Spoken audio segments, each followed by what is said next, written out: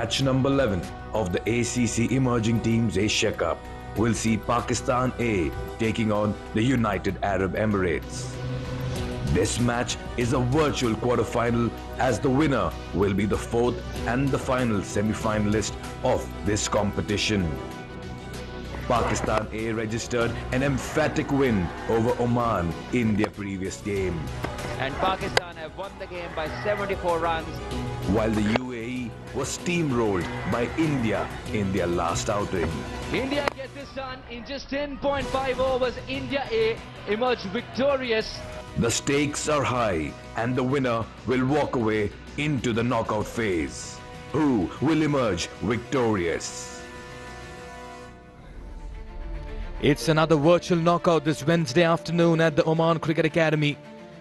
Pakistan A are one win away from joining India as the second team to make it into the semis from Group B, but standing in their way are giant killers UAE. The boys from United Arab Emirates will be eager to spoil the Pakistan party. We're all set for another cracker of a contest this Wednesday afternoon at this wonderful venue. Day 6, match number 11, Group B fixture, Pakistan A taking on UAE, and we are coming live from the Oman Cricket Academy. Both teams will want to get their A game forward. Pakistan fresh from a very big win in their last game.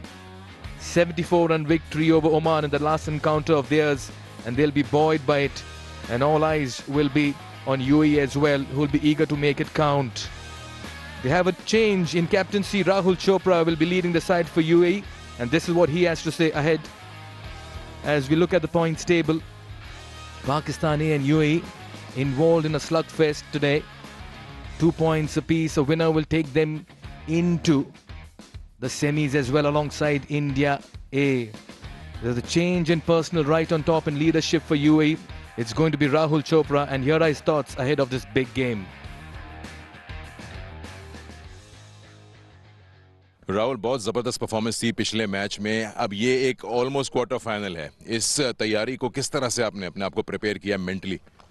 यही था कि कुछ नहीं है, बस plan बिल्कुल simple है कि जैसा हम खेलते आए हैं. तो पिछले मैच में ये था कि हम जल्दी ब्रेक थ्रू हो गए, तो कोशिश करेंगे इस मैच में पार्टनरशिप लगाएंगे तो अच्छा टारगेट या अच्छा चेस कर सकते हैं. खुद राहुल अपने आप में एज बैट्समैन किस तरह से प्रिपरेशन करते हैं ऐसे बड़े टूर्नामेंट्स के लिए और ऐसे मैच के लिए जो कि एक तरह से क्वालिफिकेशन है? यही है कि कोचेस है जो हमें प्लान देते हैं, तो प्लान के ऊपर ही चलना होता है. कि सिंपल होता है बिल्कुल प्लान, कि जैसे ही बॉल आ रही है तो वैसे ही खेलते रहे.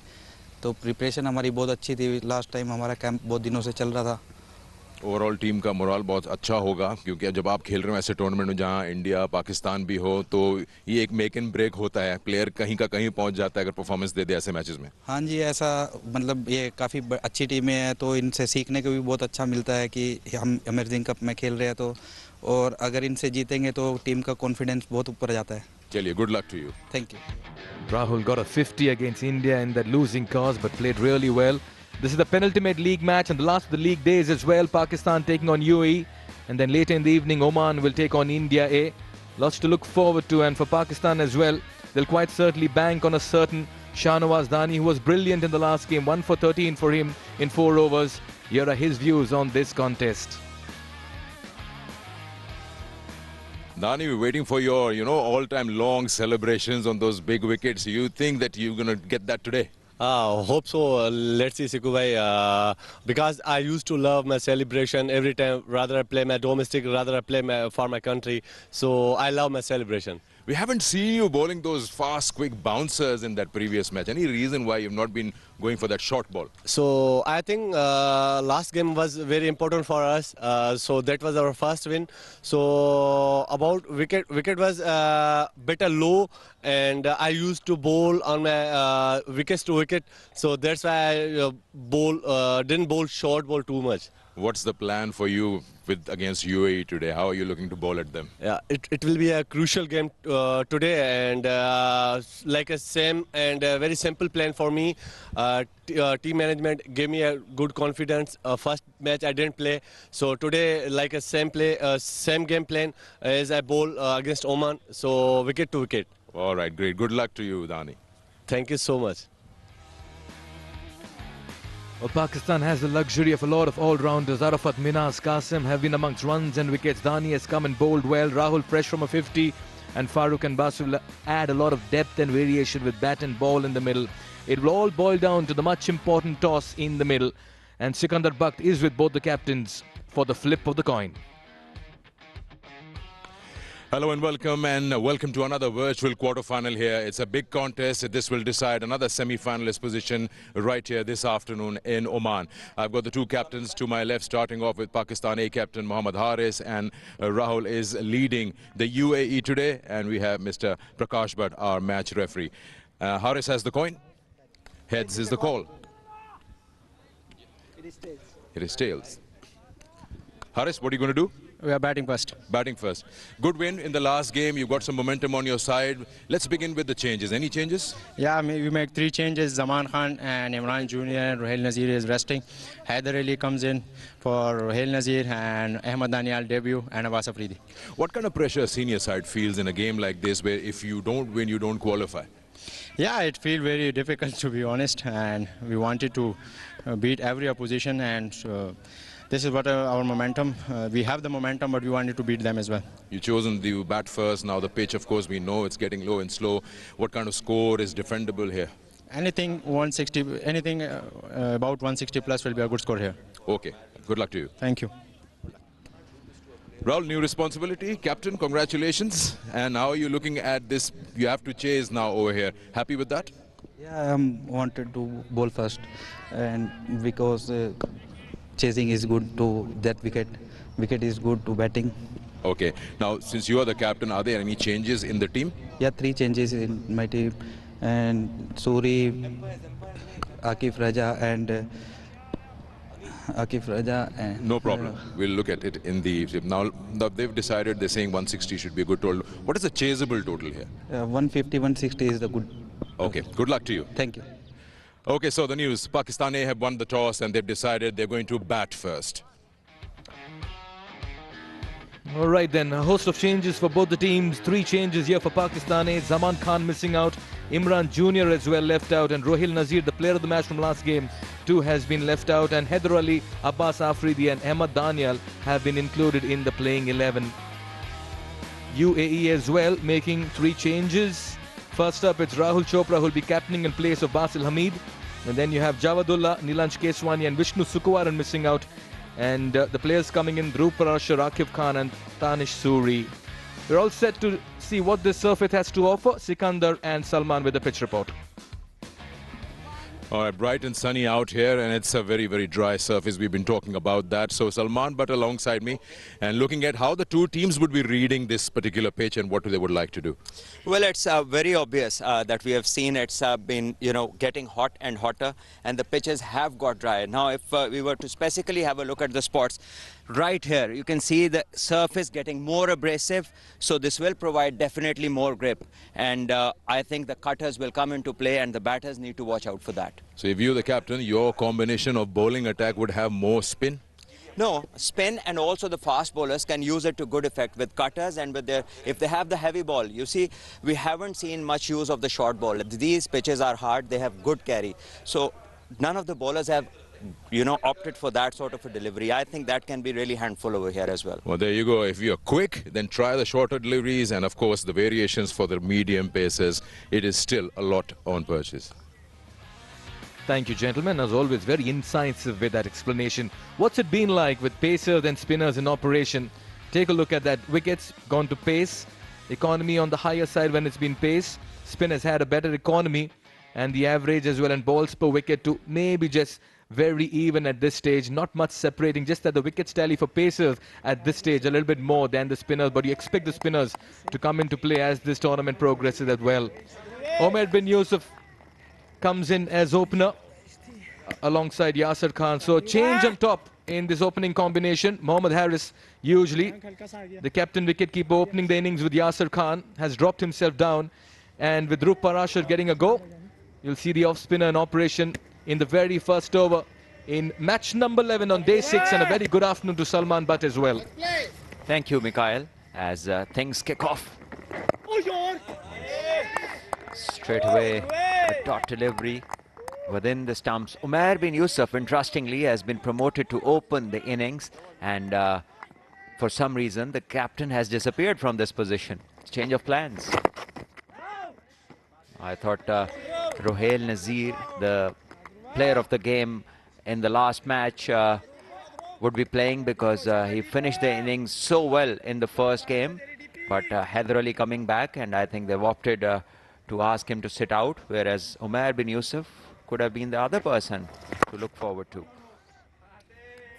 And you always, I'm a great fan of utilizing the players who are in form, and that is something that Pakistan didn't opt for today. Interesting changes here. Firstly, we'll get to the playing 11 as well, Salman. And right on top as well, Umair did get 25 in that last game. Watch out for him. Umair, very fine pacer. Good start here for Dhruv Parashar.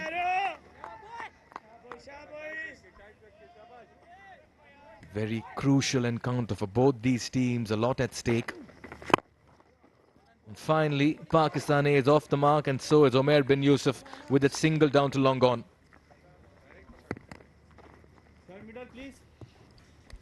Yes, Umair having a look at Dhruv, and sort of a mystery bowler.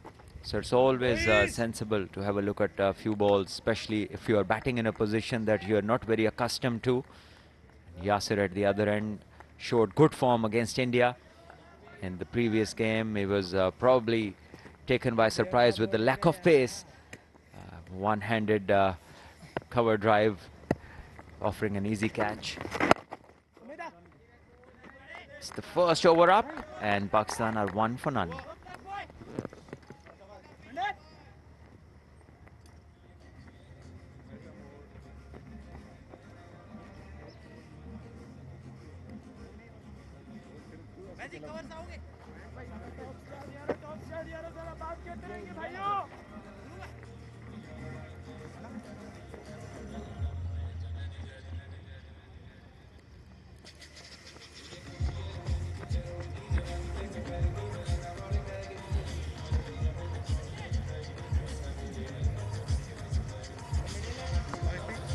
Omid Rahman, very impressive against India.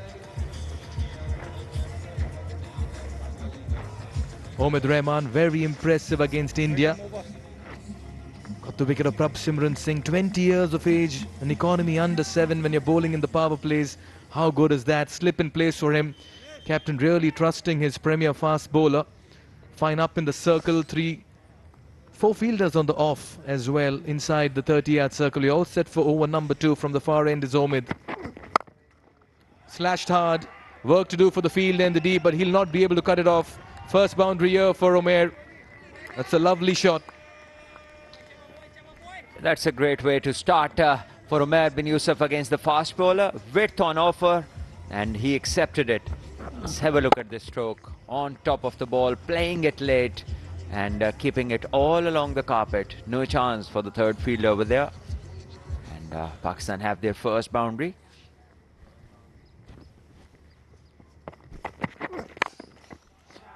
Once again, use of the feet down the track and places it through cover and mid-off for another boundary. So consecutive boundaries there for Umair bin Yusuf. Him and Pakistan are off. And it's already 9, as this is positive.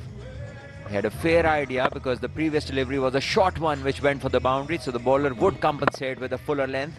So good game awareness from Umair bin Yusuf. Oh yes, the change on top is working here for Pakistan A. And Umair has walked out with a lot of intent and execution in the middle.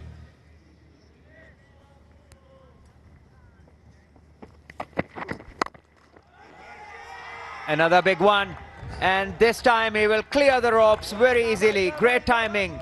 Umair bin Yusuf is on fire today. He's come with a different plan. And in the circle he's going to take full liberty. And he goes to 15 with this 6, and Pakistan also go to 15. So it's all Umair bin Yusuf. And pressure on Omid bin Rahman. I'll tell you why. Because he's conceded 4-4-6 in his first 3 deliveries in his very first spell. And he's at the receiving end. That's because Omid Rahman, Umair bin Yusuf, beg your pardon, getting a go as an opener today. Just telling the management that I belong right on top. pressure on the fielding side. Once more, this time on the other side of the ground. Huge hit, this over the pavilions it goes.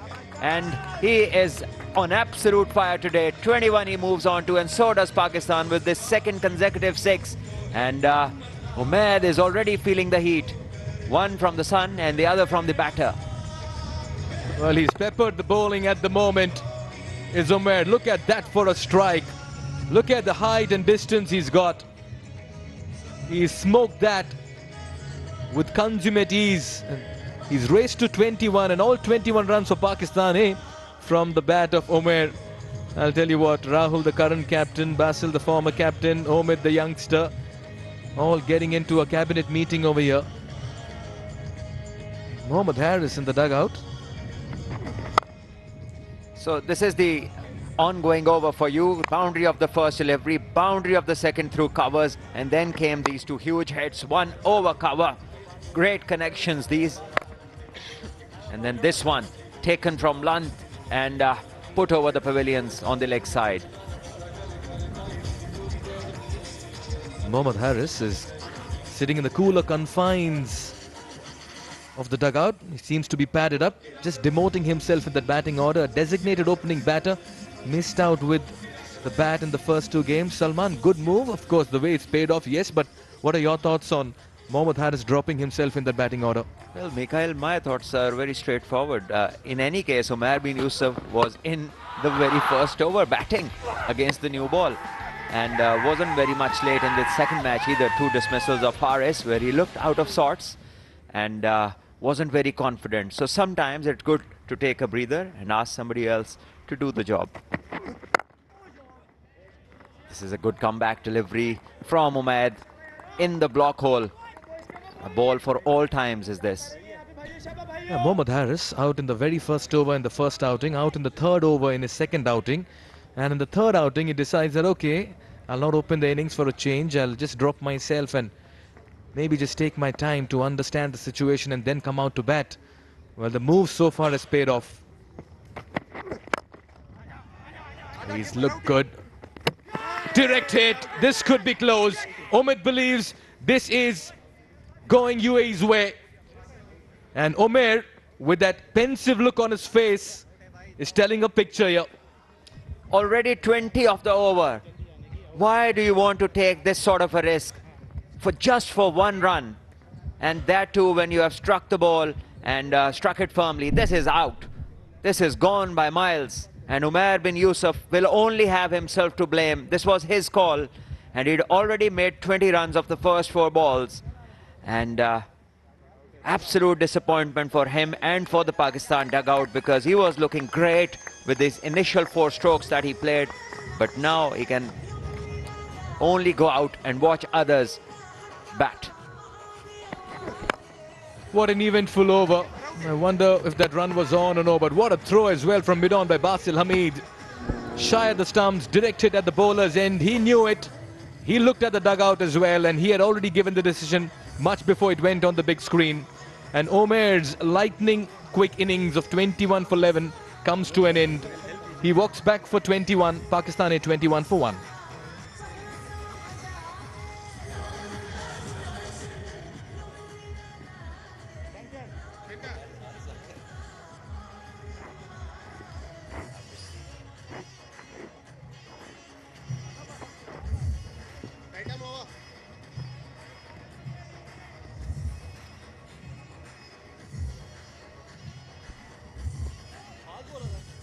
Well, quite an irony over here. At this time, in the first 2 outings, Harris was walking back to the dugout. In game number 3, he's walking in.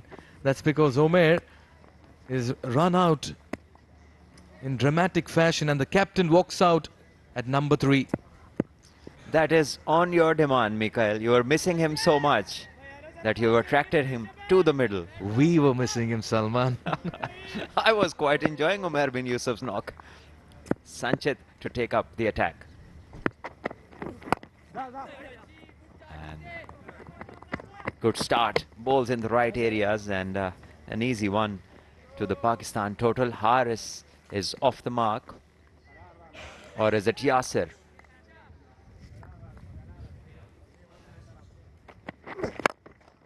And this is the run out, striking it hard, and the run wasn't there. And he was on his heels, wasn't on his front foot, and was already late while he left his crease, and the run out was always on.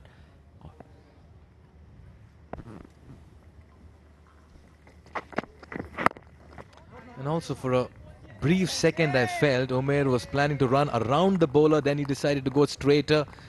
Just felt he was in two minds. Was he on the back foot as well while playing that? Was he slow off the blocks?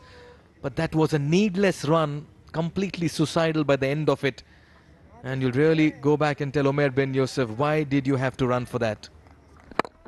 Just have a look at it, and then he takes the other route, which is probably the shorter route. Otherwise, he would have gone by a longer distance.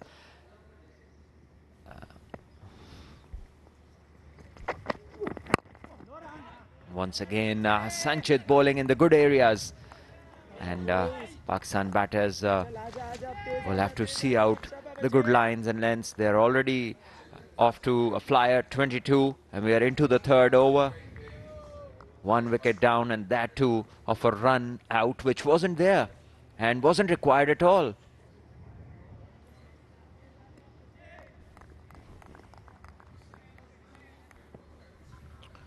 Yeah, work to do once again for Pakistan, eh?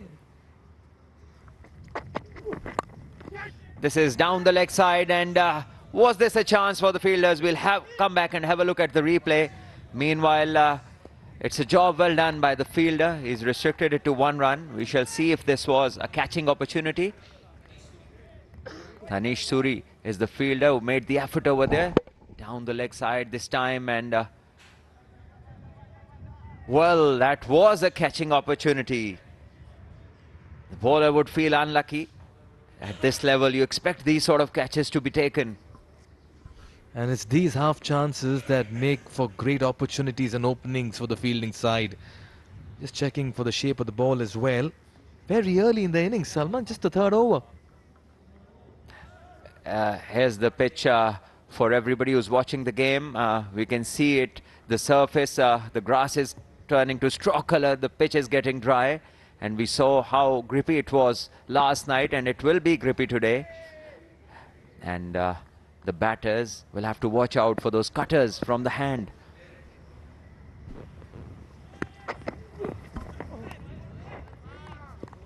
He's big on well here, Sanchit. He'll just need some more support in the field. A brilliant run out sometime back, a half chance being put down by Tanish at short fine. What a dramatic start we've had to this match number 11 here on day 6 in the Emerging Teams Asia Cup 2024. Pakistan winning the toss, batting first. Haris dropping him to number 3. Umair took off 21-11. Everything setting up for a wonderful match this afternoon.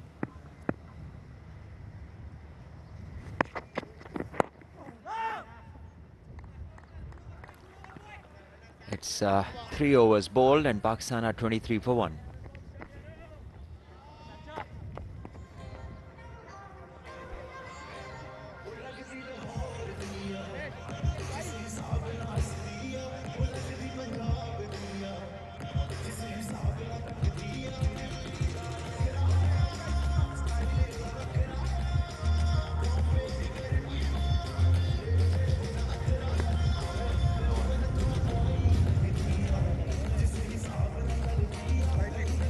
And it's the Pakistan A side with 3 changes today. Ahmed Danial comes in, so does Abbas, and it is going to be a debut for Ahmed to play in a Pakistan jersey, and he can really steam up things. He's a quick bowler, and this is the UAE team with the new captain Rahul today leading side. Tanish comes in, and Akif also makes his way into the team. So does Dhruv. Certainly want to pick your brains on Rohil Nazir being left out. Player of the match in the last game, played a very fine innings. Width on offer again, and he goes for a hard drive, doesn't connect.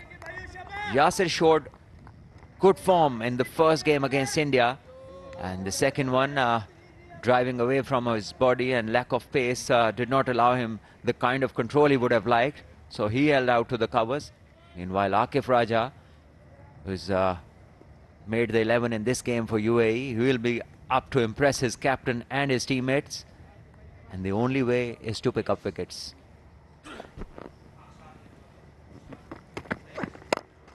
Once again hit hard, this time over mid-off. This was a good connection, a boundary to Pakistan, and the attack continues. This is Yasir this time going over mid-off. He moves to 5 and Pakistan move to 27. Just over mid-off there. Cries of catch it. Yasir Khan has been kept quiet for a while. Finally breaks the shackles, finds the release shot. That's how batters in the first 6 overs like to play the game. They like to take the attack to the opposition. It's a long, deep batting order here for Pakistan. They have the power hitters in the middle. Change of plans there for Akif. Mid-on drops back to long on, and deep point comes back in the ring, and we'll see what line he bowls. This is driven firmly to mid-off this time. No run. Was driven hard, and a sensible call this from Yasir. Right, Salman, have you been left out of the side after being awarded the player of the match in the previous game, and how does it feel? I was. My first game, my first list A game, I was playing for National Bank against Allied Bank, which was a huge side, that time led by Akif Javed, the current chief selector. So I scored 75 on debut, won the game for my team, and was dropped in the finals. I'm asking you this question with reference to Rohil Nazir's exclusion. Slower delivery, picked up. It's big. It's the same area where Yasir loves them, on the legs. And he needs no second invitation to go big on this side. And this time, Akif trying to bowl a slow ball, but the wrong line, enabling Yasir to go big. And Pakistan will add 6 more to their total via this beautiful stroke. They've begun well here, Pakistan, already accumulating 3 sixes and 3 fours in the first 4 overs. They're dealing in boundaries at the moment. Only 3 singles so far in this innings of theirs. 30 runs has come courtesy boundaries. Poor bowling, and that will be punished. 1 bounce into the ropes. This is very easy pickings for a batter who'll punish you if you bowl anything loose in the middle. Another good shot from Yasir. Yes, this is hit me stuff from Akif. You bowl there, no batter at this level would spare you, and these are free hits. And Akif needs to resurrect his line and length, otherwise things are going to get worse for him and for his team. And Yasir is being treated well here by the bowler. Easy stuff for him to hit away. Pakistan move to 37 and Yasir goes to 15.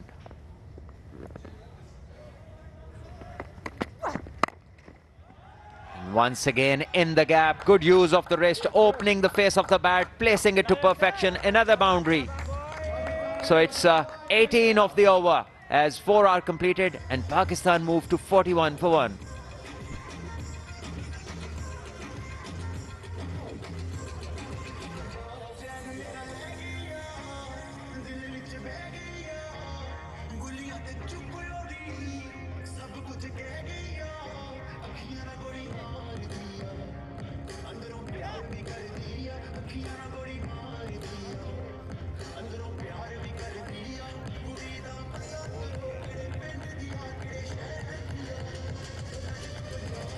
Mohammad Haris in this tournament hasn't had a great time. The captain, 3 innings for him. This is his 3rd one. He's got 10 runs so far. He would love to turn things around and get some confidence going. Once again, there's clearly lack of movement and a confused head.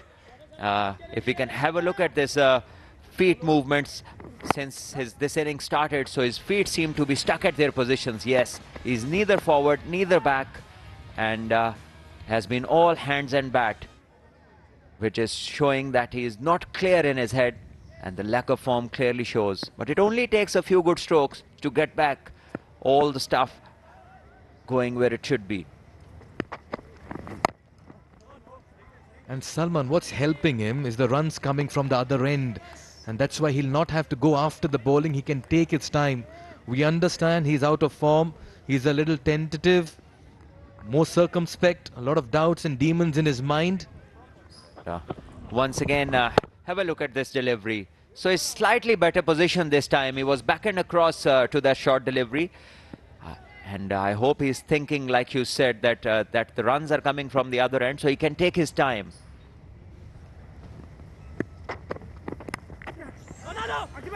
Once again, trying to turn the ball towards leg side, where the ball was fullish in length and a hint of a way swing. So he needs to play with the full face of the bat. Trust his instincts, because when the ball will be there to score runs, he'll definitely score runs. And that is sometimes when you're not in form, not in the right frame of mind, you can suffer with. And there is another guy suffering, scoring so well of the first 5 deliveries and then taking a run which was suicidal.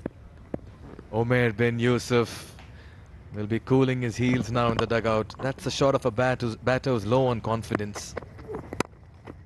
Yeah, he's just taking his time. He's not been able to find the sweet spot of the bat.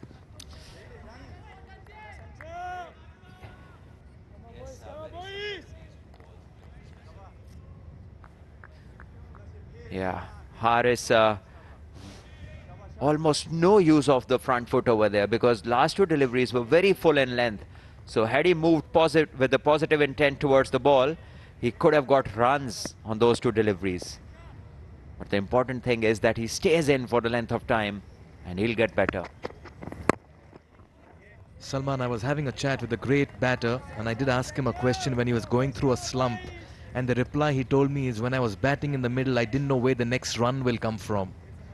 Does that happen? Yes, and it's an absolute mental state. The head controls everything that goes on underneath.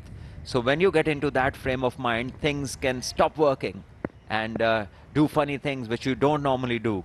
So the best place to be is to be in the middle and carry on, and hopefully things fall in place.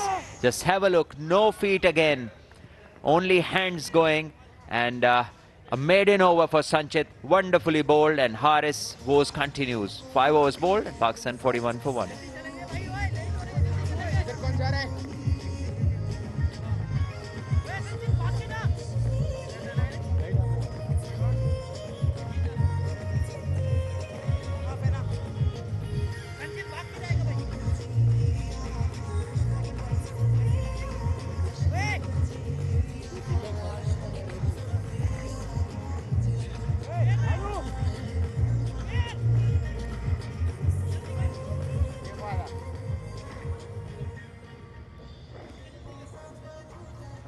.41 for 1. After 5 overs, 1 more to go in the power play. Pakistan A winning the toss, deciding to bat first. They've lost. Omer bin Yusuf, now their captain, and Yasir are out there. Farooq to bowl his first over. Straight away, Witt given has placed that with the spin for a maximum. I think Yasir has waited a long time at the non-strikers to have his go, and straight away he produces a 6 of the first ball from the leggy. Very aggressive start, isn't it, from Pakistan A? Courtesy of some easy bowling, I have to say, which could rue later on. I'm sure this run rate is very, very healthy at this early stage. Well, that's another ill-directed delivery. They've really put pressure on that bowling right from the beginning. And it seems like the UAE team weren't able to cope with it. It's a good stop there at point. Good balls will be hit for 4, good balls will be hit for 6s. But you'll know when it's a good ball. You've got to keep repeating. But when you start dishing up easy deliveries, then it's much easier for the batsman. Play that against the spin. Opportunity here. Should be out. Should be taken. Oh, he has taken a brilliant catch. The captain himself running backwards. Never easy. He's hit his head on that ground. But he had to put everything behind it to take that catch and dismiss Yasir. That's really shook him up for sure. That's a particularly good catch. He's in a bit of distress at the moment. But I'll tell you what, that was really good. He had to run backwards, keep the eye on the ball, and then hold on to a very, very high skyer. The leading edge, got a fair bit of it too. And have a look at this. Wow, yeah, the back of the head hits the ground. Luckily, the outfield isn't that hard, but it still takes a bit of a whack. Pakistan use Yasir Khan for 25. They are 48 for 2.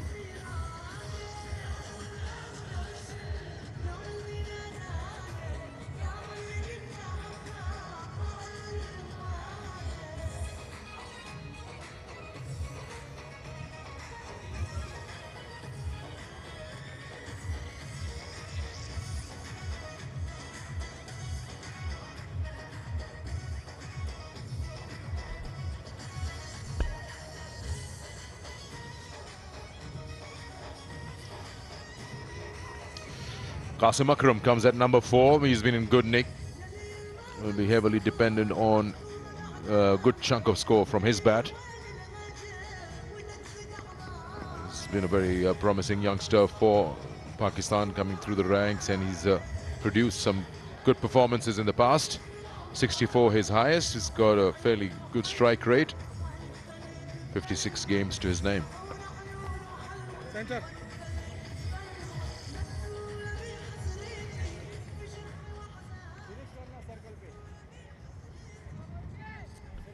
Here we are again. That's the beauty of a leg spinner. The wrist spinner will get a little bit of bounce. Maybe that turned a touch.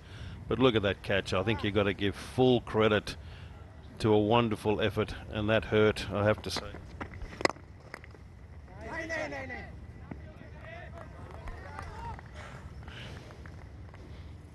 Just looking at the scorecard, both of these boys who are out, 21 runs in 11 balls, 25 in 13 balls, both had the opposition on toast. Absolutely cruising, and both gave away their wickets. That hurried onto him. And again, being a wrist spinner, potential is there to score runs, but it's also the potential is there to get the breakthroughs.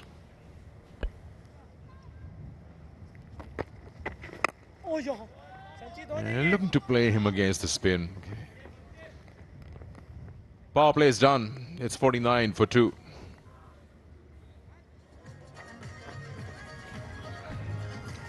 So the last two, they've almost reached that 50 mark, looking for that 160 at the time of the toss. But they've lost one good batter in a form of run out. Umair bin Yusuf opened today and went after the bowling with a couple of sixes and a couple of boundaries. He's looking very, very aggressive. And then this happened. Run out cost him, and it was his own call. And then after that, Mohammad Haris came out and Yasir continued with him. And as soon as the leg spinner came, Yasir went after him for a maximum, and then against the spin tried one and skied it. Captain Rahul kept his eyes on and took a brilliant catch to dismiss Yasir, getting the second one back in the dugout. Yes, it really has been the Omar and Yasir show so far, but both have been out. Both look promising to get big scores, but both are now sitting watching their friends and their mates get the runs for them.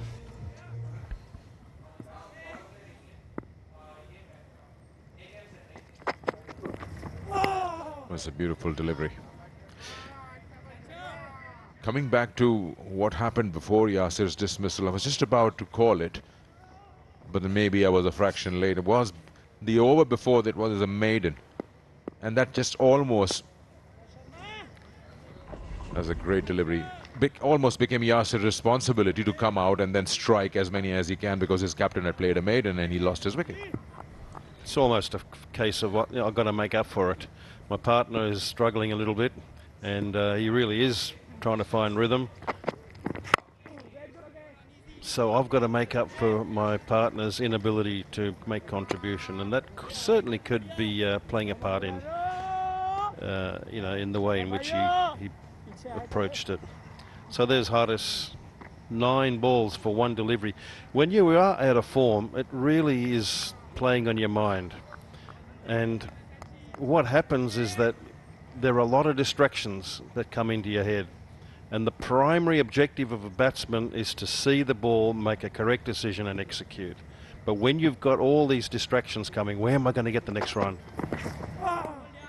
It makes it really hard. The challenge for him now is to absolutely clear his mind and just read and react. Read and react. That's what the game is for a batsman. But hopefully you make the right decision. That over was bowled by Sanchit Sharma to Mohammad Haris, the maiden, the only maiden in the tournament, bowled by a bowler, and that's Sanchit from the UAE. Only maiden in the power play.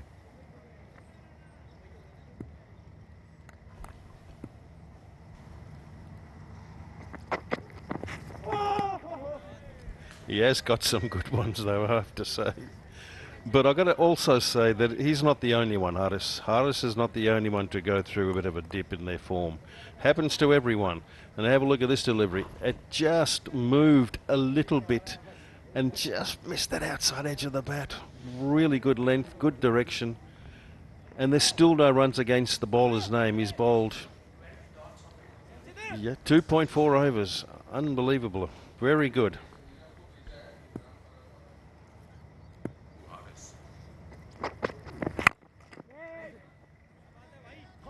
It's bowling well. Sanchit, who's getting the ball to shape away. This is now 15 dot balls on the trot. 13 balls that he's bowled that are dot deliveries, Sanchit. Sometimes you got to just see off a bowler who's doing very well. Simple as that. He's got 4 overs. He can't do more than that. He's already finishing his third.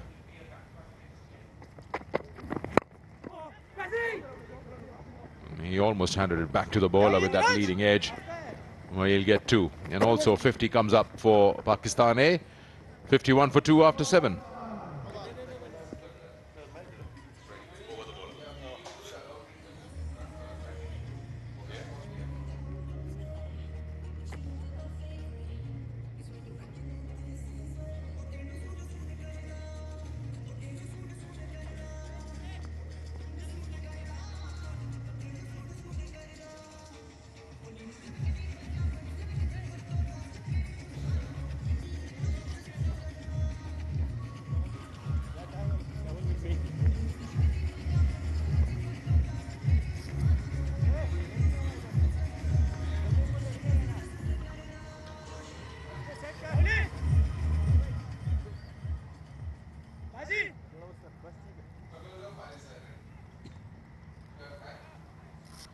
Pakistan 51 for 2 after 7. Haris on strike with Farooq, the leg spinner, into his second over.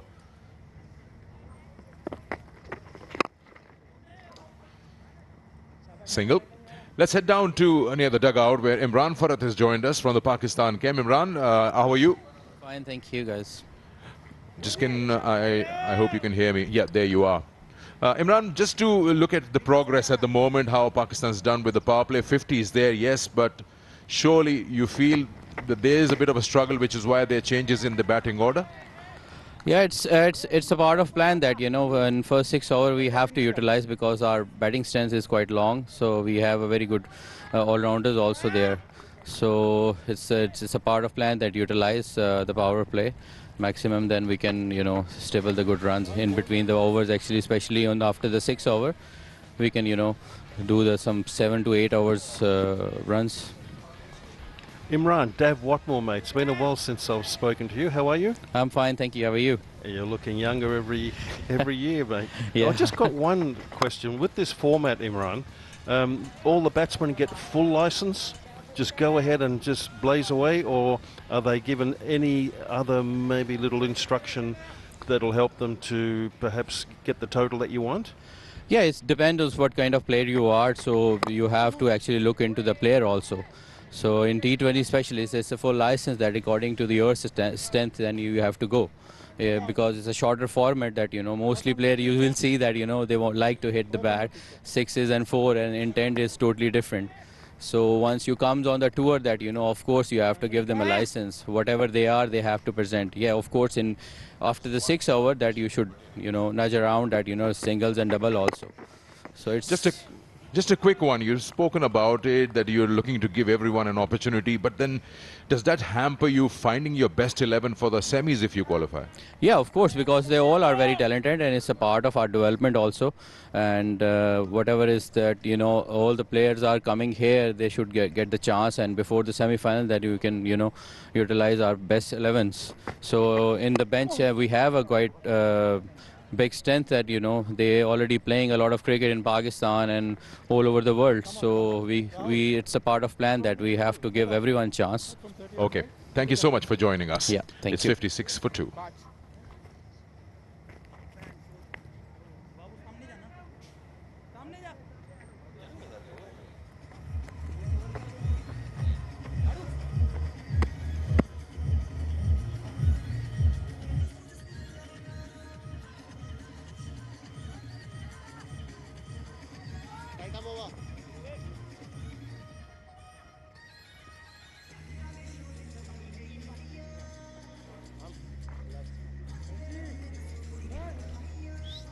Yes, 8 overs gone, 56 for 2. But that scorecard is dominated in contrasting styles. The top two who have been out, absolutely on fire, but Haris unfortunately is struggling. He's really trying hard to find his rhythm, and let's hope before too long he gets it.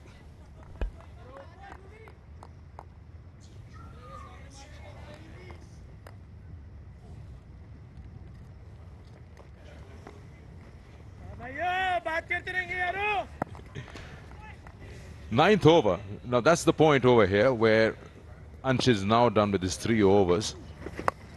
Pakistan A, yes, were not able to score against him, but now they'll look to score against the other bowlers. So just wait for your opportunities. That's how the game goes. If someone's bowling well, you've got to give that credit to him. Haris will feel good getting a boundary to his name. 7 of 12 now. A boundary will always give you a little bit of confidence, particularly if you hit it well, and that was played particularly well. So he'd feel a bit better of himself, and hopefully that will give him the impetus to beginning to move the feet properly and to time the ball. It's good, boy. Well done. Hit a boundary, take a single.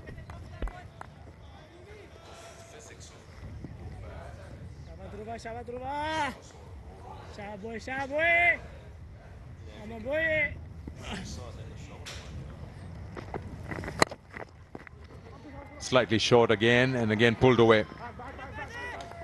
Well done in the deep. The UAE team is putting everything in it, and their self-belief after getting 2 wickets in that power play and a maiden over, they just feel they're on top, and they are. And they've crawled it back a bit, that's for sure. Have a look at this piece of fielding. Very good. He had to run very fast, cover a lot of ground, roll the correct way, picked up and through. Very well done. Catch it is the call. It's an important part of that fielding is the recovery and the release. You're not just diving for the cameras, you get into good positions, load yourself up and throw the ball back. That's right. The objective is to get the ball back as fast as you can, cleanly. So you want to do whatever you can in your skill to receive the ball cleanly, don't bobble it, and then get it back quickly. They're pushing for the second. How many times we've seen these big boundaries allow the batters. Now they do understand the dimensions of this ground and the depths of the field. 9 gone, 67 for 2.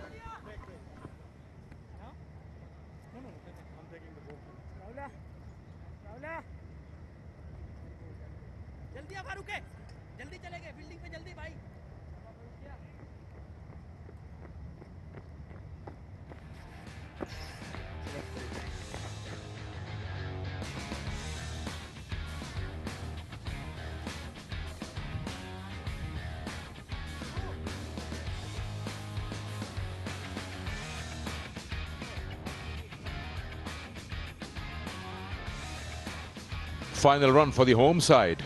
Oman versus India A. Next up at 5:30. Toe end of the bat. Well, is it straight enough? And it's long enough. Starting the over with a maximum. Qasim Akram is in good form in the tournament.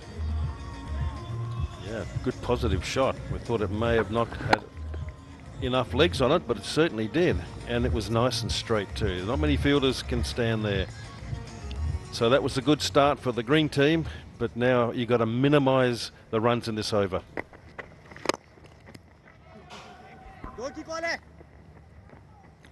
Hits it straight, gets a single. So important to understand your roles as batters, what is required of you. Sometimes your partner is going great guns, all you can do is have the best seat in the house, not try to replicate that, especially when you're not amongst runs with the bat.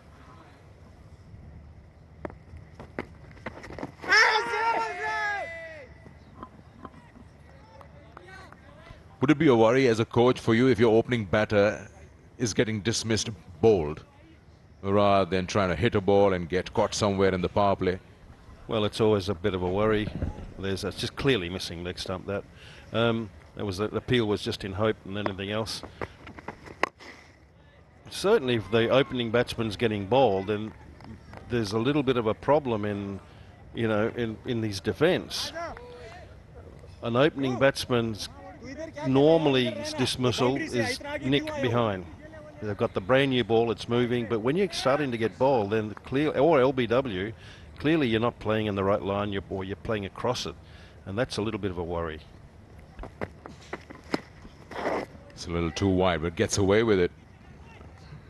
Qasim Akram just giving a little bit of a look at the umpire, hoping for something coming his way.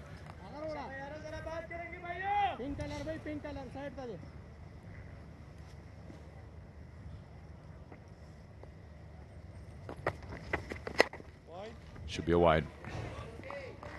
Almost halfway.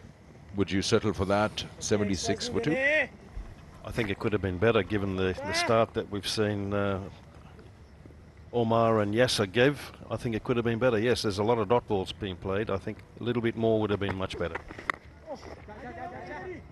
Yes. Oh, it's gone through. There'll be more runs here. Or maybe good backing up will allow them just to... Oh, that's a good throw. 2 more runs added to the total. It is 78 for 2 after 10. So, Pakistan A at toss looking for 160. They've got 78 of those. Probably hope for more. This is their batting card. They started well with Umair and Yasir, but an unfortunate run out of Umair bin Yusuf. And then Yasir trying to hit one down mid-wicket, got caught. Since then, it's been the 2. Have a look at what has been happening in the first 10. Okay, here's a selection. And it's all about Omar and Yasser show. Yes, 2 wickets have fallen, but there's been a lot of boundaries as well. Both of these boys threw away, I think, a very potential big score.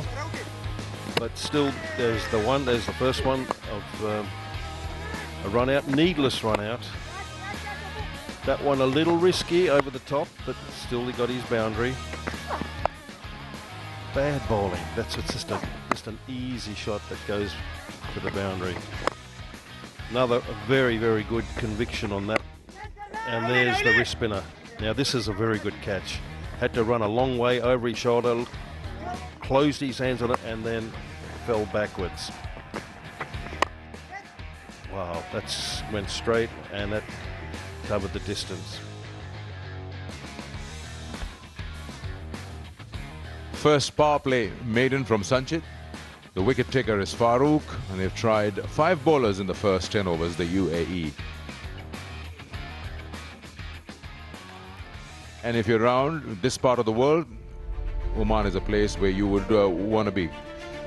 As the temperatures are cooling down, we're getting into the winters. You can go to all these heritage sites. You can visit these beautiful mountains surrounding the country, and you can take an experience of this rich heritage and culture and get some shopping as well.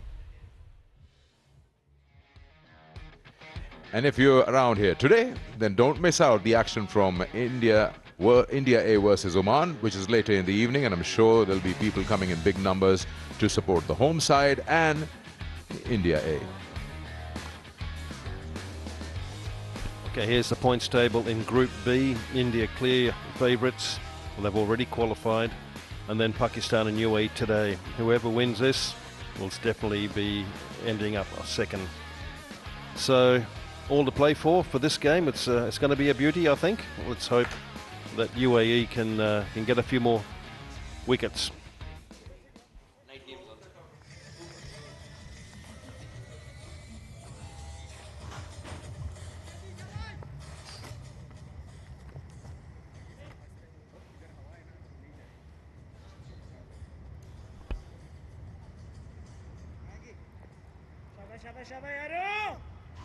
78 for 2 in 10 overs. 11 of 16 for Haris. It's been a bit of a struggle for him. Basil Hamid has been relieved of the captaincy burden today. Got a wonderful 4-wicket haul as well not too long ago. He wants to replicate that. Struck cleanly. Oh, good fielding. Good fielding in tandem. There have been moments of brilliance on the field as far as UAE are concerned. It's something they would have talked about before this big game. He was in on it. It's important that both the fielders are on the same page when you want to pull off something like that.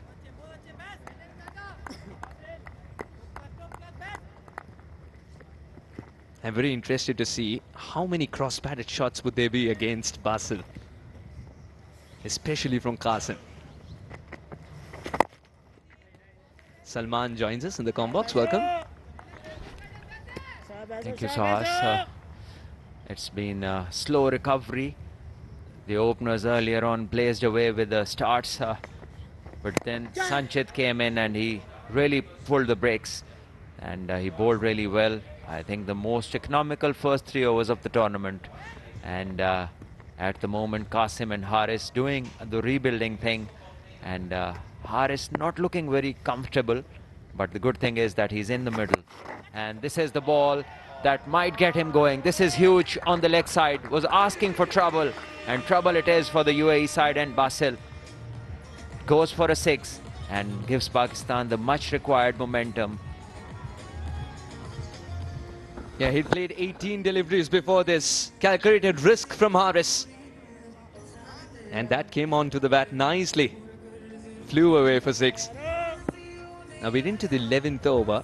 A ball to go to finish that. We'll keep the chat alive in the next one. He's called for 2, but he's hit it too well to come back for 2. 1 for the shot and 1 for the throw. Does it easily in the end. Good work, Haris. 11 gone, 90 for 2.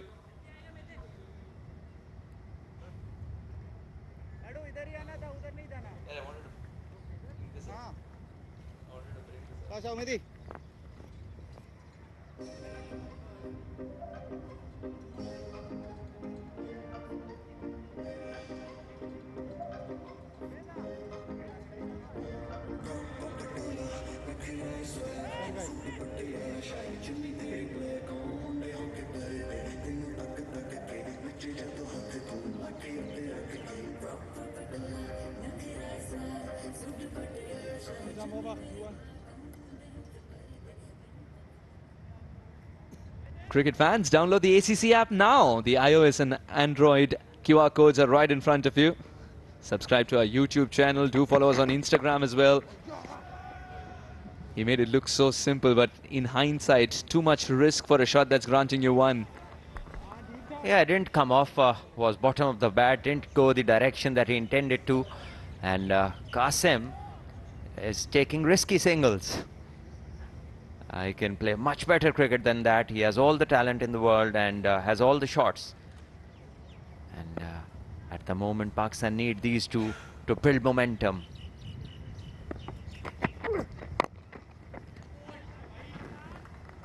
Omid's bowling the floaters now. I think Omid would have borrowed a leaf out of Sanchit's book as well as to what is the right line to be bowling.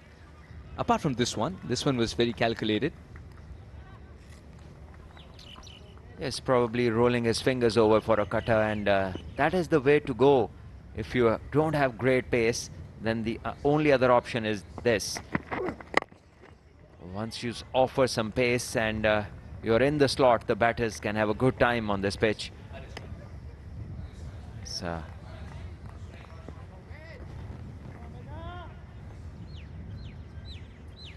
let's find out more about Haris. If not a cricketer, he would have been a teacher. And his all-time favourite cricketer is Joss Butler. Yeah, he's equally good behind the wicket as well. And favourite cricketing moment, the 2017 CT win, the Champions Trophy win. Oh, he's got hold of this one. That'll race away for 4. Haris is coming back into form, and I think it needs to be on the newspapers now.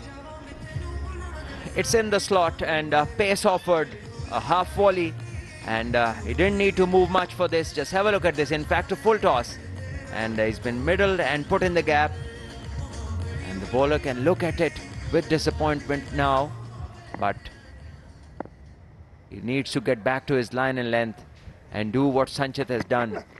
Once again, another full toss, this time on the legs, and Haris plays it down towards fine for another boundary. So consecutive boundaries once again, giving Pakistan the momentum which is required, and Umaid having a tough time maintaining his line and length. Omid's receiving a word of advice, but this is what Haris can do when he's coming back into form. He can make good deliveries look poor.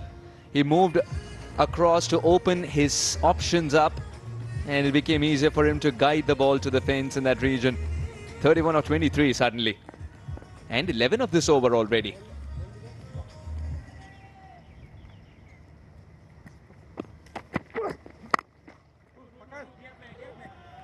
And will take that single or get more. He'll get more. He's driven up that chase, Tanish Suri.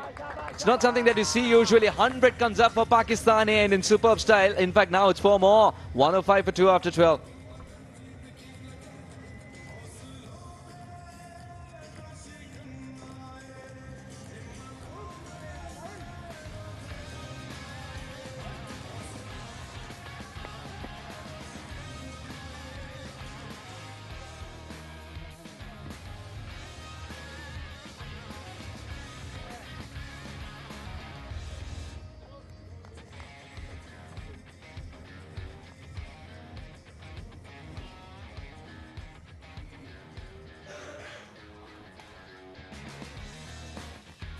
Oh, it's a big over.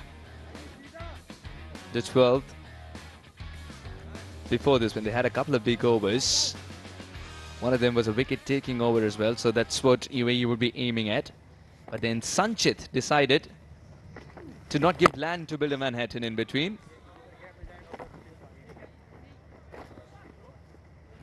This partnership has raced pretty well, 58 of just 40 deliveries. It's that phase of the game where they need to build a partnership, build momentum. Yes, this last boundary of the last ball comes down to being poor captaincy, because the field placement wasn't ideal. The pitch is slow, the bowler doesn't have great pace, he's bowling cutters, and you have your deep point just standing in the line of cover point, whereas he should be in front towards cover more, and that is where they gave away this boundary. And this is cut, but straight to point. A rare dot ball. Qasim Akram and Haris getting momentum now, both looking good. Qasim on 22, Haris on 36.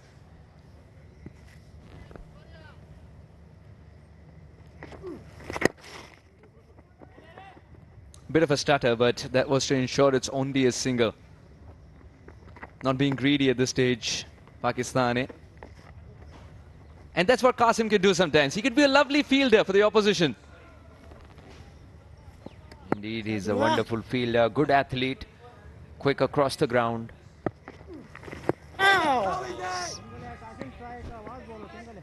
That appeal had more optimism than anything else.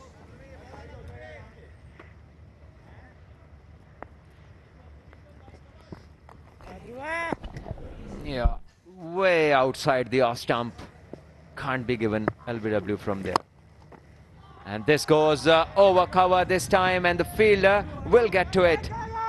Remember, the ball does slow down when an aerial shot drops in the outfield, because the outfield is soft, as we finish over number 13 and Pakistan move to 109 for 2.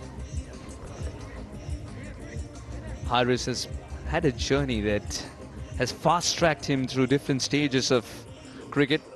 And today he finds himself as a skipper of Pakistan A. He's been a very successful skipper while wearing this jersey before. Let's go down and find out more about it. Well, मेरी cricket journey जिस तरह सबकी शुरू होती है, मेरी भी tape ball से स्टार्ट हुई थी, और फैमिली में जितने भी मेंबर है, कज़न वगैरह, उनमें सबसे ज़्यादा क्रिकेट मैं खेलता था। गली में, कूचों में, स्कूल से आते थे 1 बजे 2 बजे आते थे, बैग घर में फेंकते थे और निकल जाते थे। इवन लंच भी नहीं करते थे, तो इस तरह का माहौल था। सबसे ज़्यादा क्रिकेट भी मैं खेलता था, सबसे ज़्यादा मार भी पड़ती थी।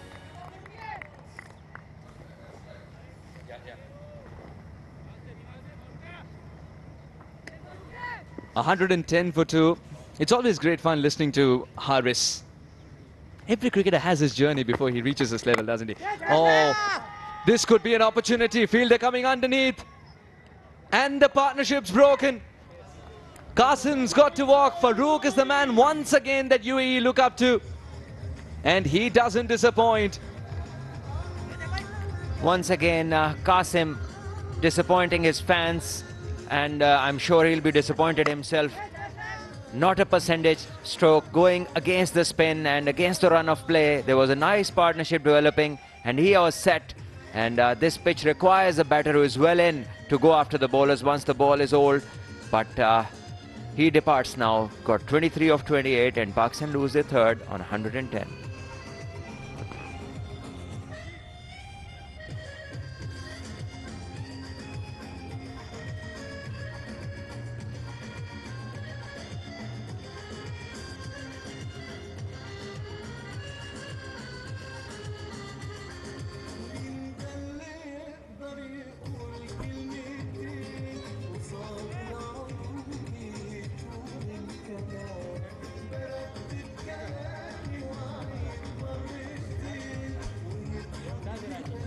And it's Abdul Samad now comes in, his 5th game. And he has been striking well in this tournament. Now he has an innings to rebuild and make sure that the team gets to a decent total along with his captain. They have been very nice, cute 20-30s now a number of times from different players. And this is, I think, where the Pakistan team needs to learn. This ball was there to hit, but in a different area, not going across and against the spin. This is good from Haris because he's now set and he knows the value of wickets over here. And hopefully he carries on towards the end and he's accompanied by Samad. Then things would be quite decent towards the end.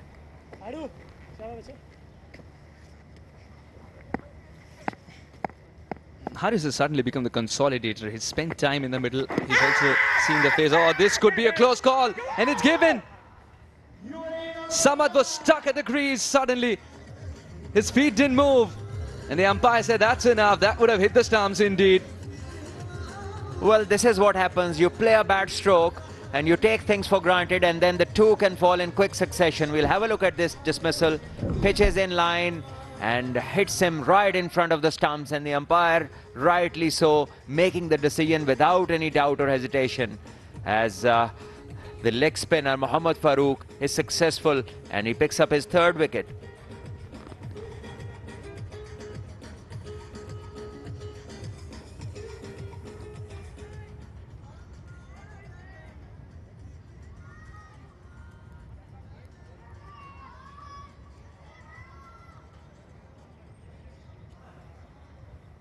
Come.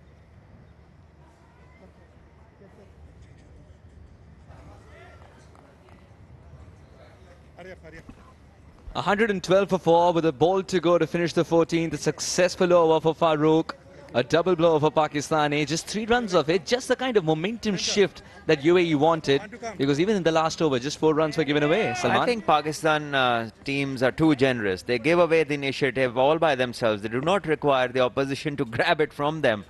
And this is the last ball of this over. Haider Ali comes in, and I wonder what Arafat Benhas is doing. Being a left-hander in form, the whole spell of Farooq is bowled successfully, and we haven't seen the left-hander on the crease.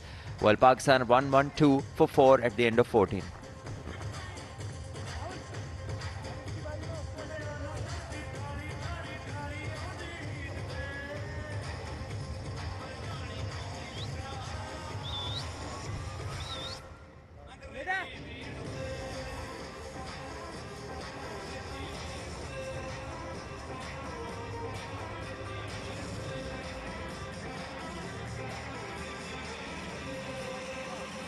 Okay. 112 for 4 in 14 overs. Suddenly, Pakistan A are searching for momentum once again. Haris is a bright spot. 39 of 29.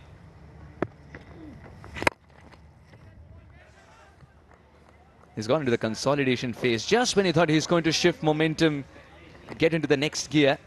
Now, Arafat Minhas is someone who's in tremendous touch. And when the leg spinner was in operation, he wasn't used. He's still Well, in the dugout. this is my point, Suhas. You have a man in form, a man who's been batting well and who knows how to pick spinners. He's quick between the wickets, bat through the overs he can, and we see that the captain and the sports staff decide not to use him. And the leg spinner came in, bowled with much ease against the right-handers, got 3 wickets. And just have a look at this flipper, wonderfully bowled, pitch within the line of the stumps, and Samad going back to a delivery that he should have been forward to. And once again, it just baffles me and so many others to think, what is Arafat Minhas doing in the dugout?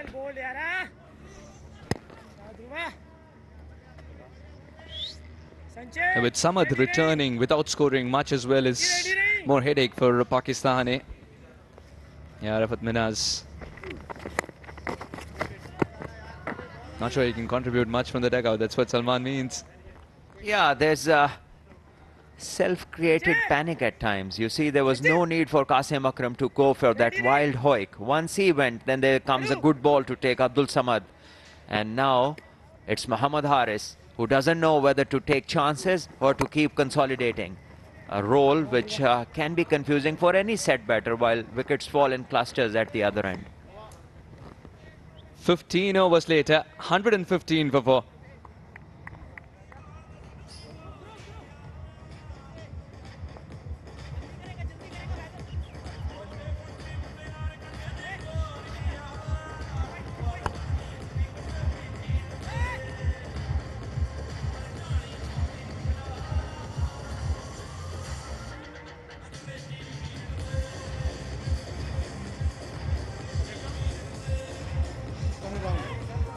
No. Right arm round. Right arm round.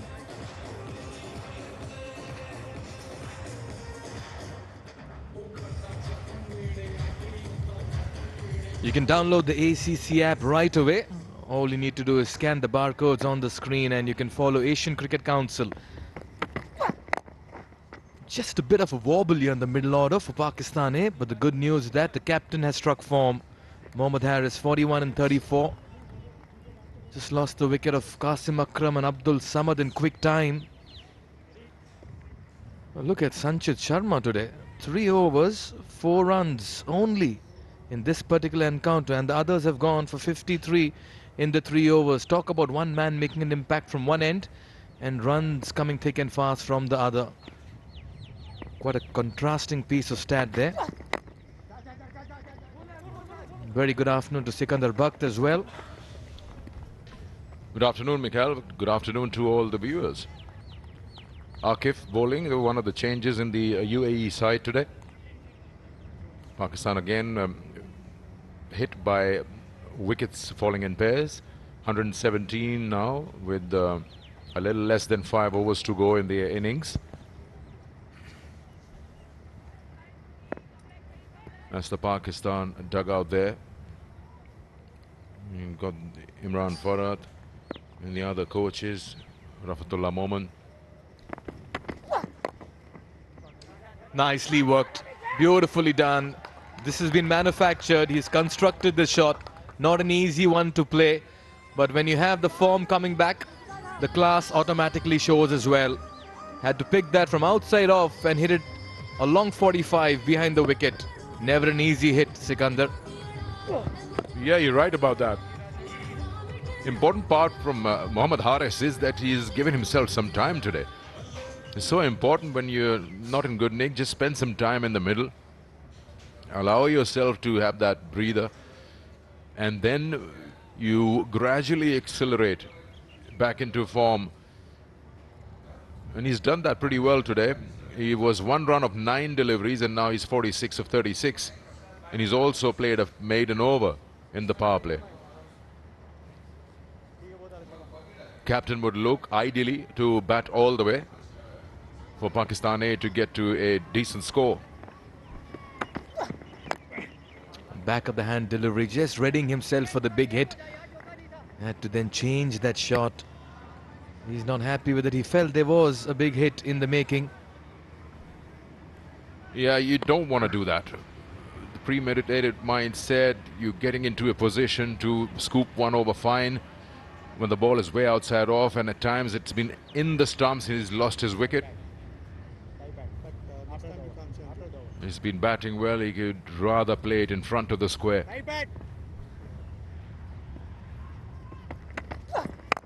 Takes it on the full.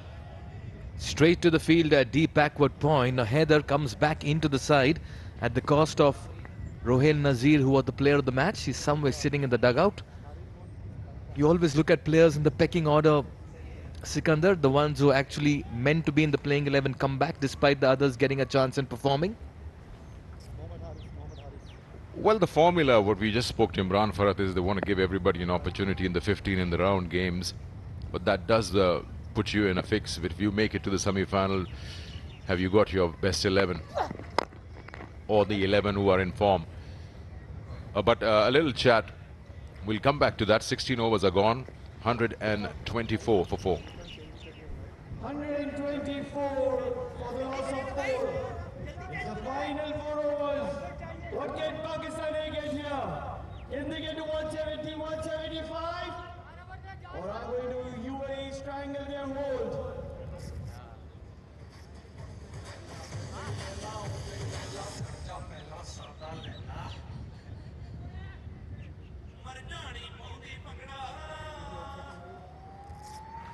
Hello. How are you? We have the final league game in this edition of the men's emerging T20 Asia Cup. Oman taking on India A at 17:30 hours. All of that coming to you live from this wonderful venue. Tilak Verma and his boys have been brilliant. They have a clean slate, haven't dropped a game. Oman are still to register their first win. They've had the going tough. Can they end on a high? India A are through to the semis. We'll have to wait and watch between Pakistan and UAE who makes it. Nice slower delivery. Sanchit, I'll tell you what, he's really making a strong case for himself in this game. Change of pace there from Sanchit. Just read what the Pakistan A captain was trying to do. Yeah, just coming back quickly. So Rohail did have a previous injury, a little bit onto his finger. He was asked and he said he can bat, so he was given that second game. But the clarity was given to all the players that they'll be on rotation. We want to test everyone because everyone knows their roles. What a way to bring up your half century. He struggled in the first 2 games. He dropped himself in the batting order today. Came at number 3. Wickets fell at the other end, but the captain showing his class and composure in the middle. Mohammad Haris with a very fine half century for Pakistan. He's been exceptional this afternoon and played some delightful hits in the middle as well. He'll be mighty happy with that shot, and of course that 50 to his name. Any batter who's struggling, if you're a captain, there are lots of questions you ask yourself. And he's probably put all those thoughts together, and he's composed a nice innings here. Oh, takes a top edge. Desperate hit from the bat. Good effort in the deep. He'll get a couple of runs, but this man has certainly looked a picture of focus and concentration here, Captain Mohammad Haris. And what a way to bring up that 6 as well. Bit of a swivel, fast hands, strong wrists. The dugout is happy. The captain is relieved. He has a job to do, and he'll want to continue this form now into the final back end of this innings as well. He's looked really good this afternoon, Mohammad Haris. The reverse sweep, the switch hit, 1 bounce towards the dugout of UAE. He's calling the shots in the middle, and he realizes the old informed Mohammad Haris is back in the middle. Well, the thing is, form, no form, he plays like this. Acrobatic shots. This time, reverse to behind the square on the offside. Then one down to square leg, just double checking if it's a maximum or a boundary. Yeah, it's a boundary. as long as he's getting those runs going on the total. For Pakistan A, he's now in this 24-run partnership with Haider. 21 belong to him.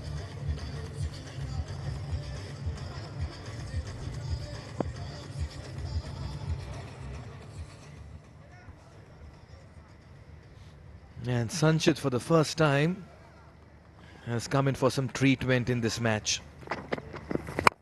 This one's up and over. That's coming right at us. That'll go the distance as well. He's dealing in boundaries at the moment, Mohammad Haris. There's no stopping. Yeah, he held his stance a little extra for that fraction longer because he read that slower one coming. And it was just looped in. It was a little too full, that slower one. And Haris was deep in the crease, so he got his opportunity there. And he smashed another maximum down at long off. This over now, 18 runs and 1 ball to go. Almost dragged around to the stumps as well, trying to be too cheeky there. But by the end of it, Haris will keep strike as well. He's accumulated 19 of the 17th over. It's been a highly productive over here for Pakistan A. They moved to 143 for 4. 18 balls in hand. Mohammad Haris is looking destructive. Can he get his 100 here?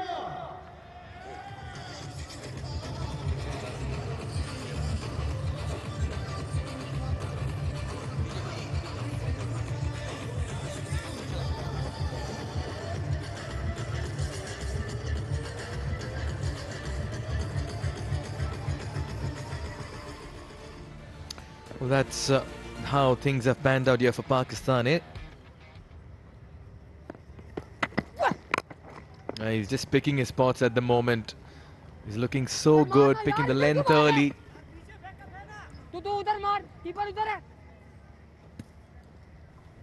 Well, Haris has had to really put in a lot of concentration. Very edgy, very scratchy to begin with. The feet was not moving, was beaten a couple of times. And then we saw a complete 360 in his approach. He just came out there, gave him some time in the middle, put a price on his wicket, and has now got to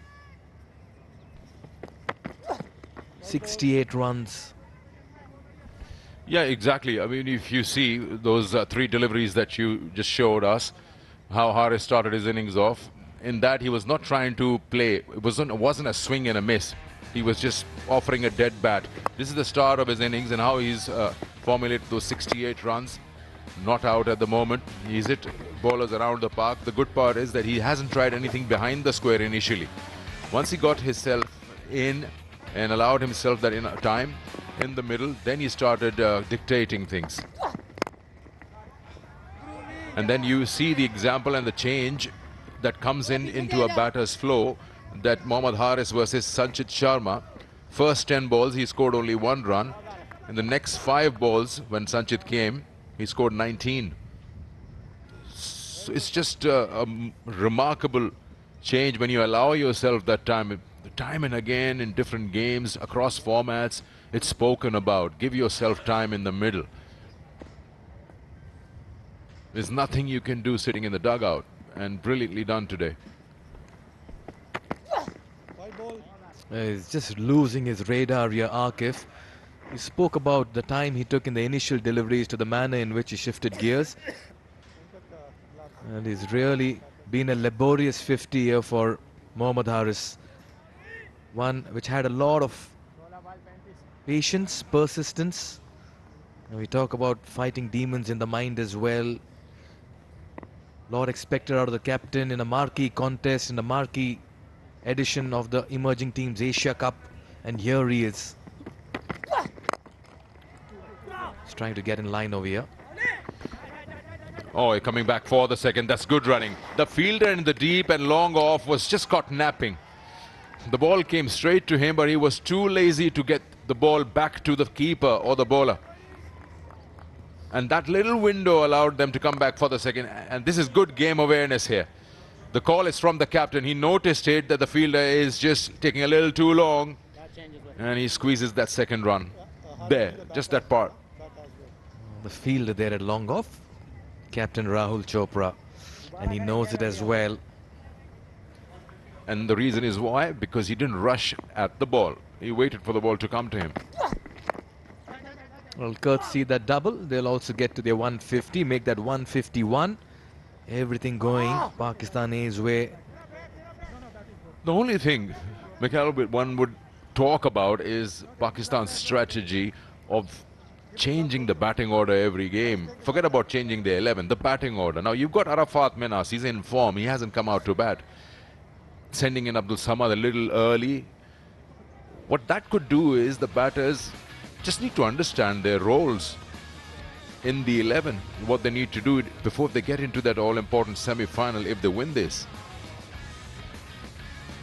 I can understand Haris pushing himself down because lack of form. Eventually he did come in the power play to bat. But too many shuffle can just confuse.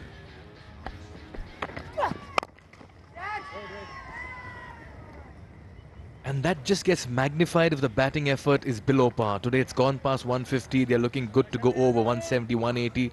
So it may not really come out as something very, very glaring to the eye. But I get your point, Sikandar. Fairly understandable. But at the end of the day, it's the team management, the captain and the players as well who just about decide as to what really works. In fact, correct me if I'm wrong, in the last game as well, Abdul Samad was promoted against Oman. He's struggling, Yaqif. See, shuffling the batting order is just about understanding your roles, what I'm trying to say. If everyone scores at 20, you can get to 200, but it doesn't work that way. There's only one or two batters who will have a big innings, and the rest will be in supporting roles. So your informed batters like Qasim Akram or Arafat Minhas should get their position. They're padded up out there, but they should know their position. Because there'll be a time where a lot will be needed from them, maybe in the future part of the series.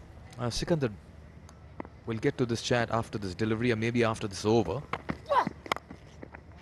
That's airy, that's edgy, and they'll race away for a 4. Make that 14 runs of the 18th over, and everyone's finding runs in the middle. Heather and Harris, this partnership now worth 41 in 24. It's 157 for 4.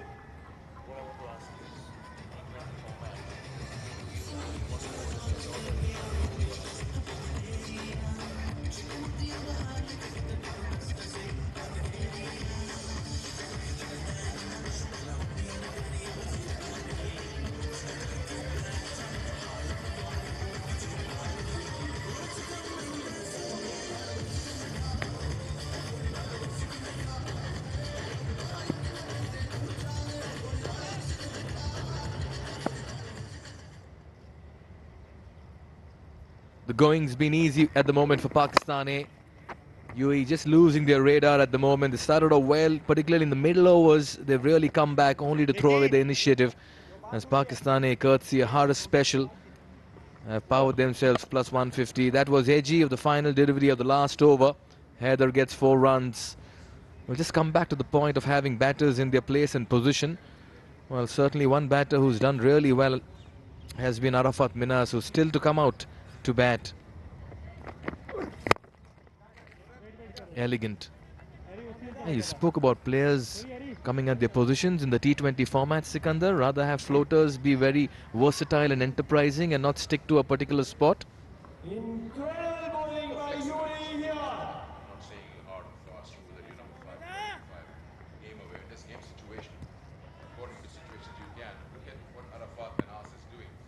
Strike rates 150 plus, and he's one of them in that list. Come back to that with a big hit from Haider Ali. Haider has done wonders at times in his innings. He's a player who possesses a lot of talent. It's just that consistency is missing. You get mentally strong and you can get those big hits going. What a shot that was, Mikhail. Clean. When he hits it, it's clean. Well, sometimes you've got to set the saddle on the right horse. And Haider Ali is the man in the middle order, believes Pakistan. Look how quickly he gets into position, goes deep in the crease, picks his spot, gets the distance as well on this one. They're batting well, Pakistan. This partnership now worth 52 as well in 28 deliveries. The standout feature of Pakistan has been that middle order. Everyone contributes And Haider Ali coming in place of Rohail Nazir is just proving a point as well. Yeah, just a quick one about the batting order being shuffled. Nobody is saying that you have to be strict about it. Flexibility should be there. Situational. Of course, changes can be made. Speaking of batters who are in form, look at Arafat Minas, 150 plus strike rate versus spin and pace in this tournament, and he's at number 2.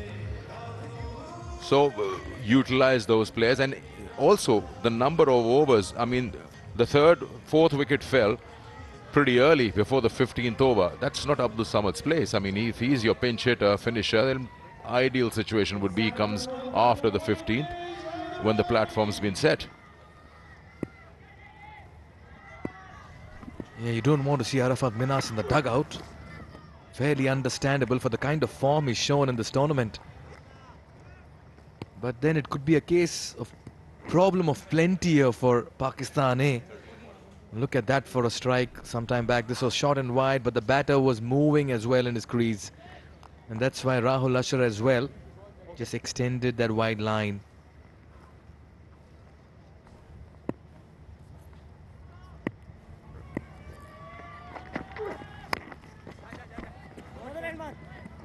And then I can understand you've been pushing down Haider and down the order. He's your 3 or 4. A lack of form, so you're waiting for him to come back.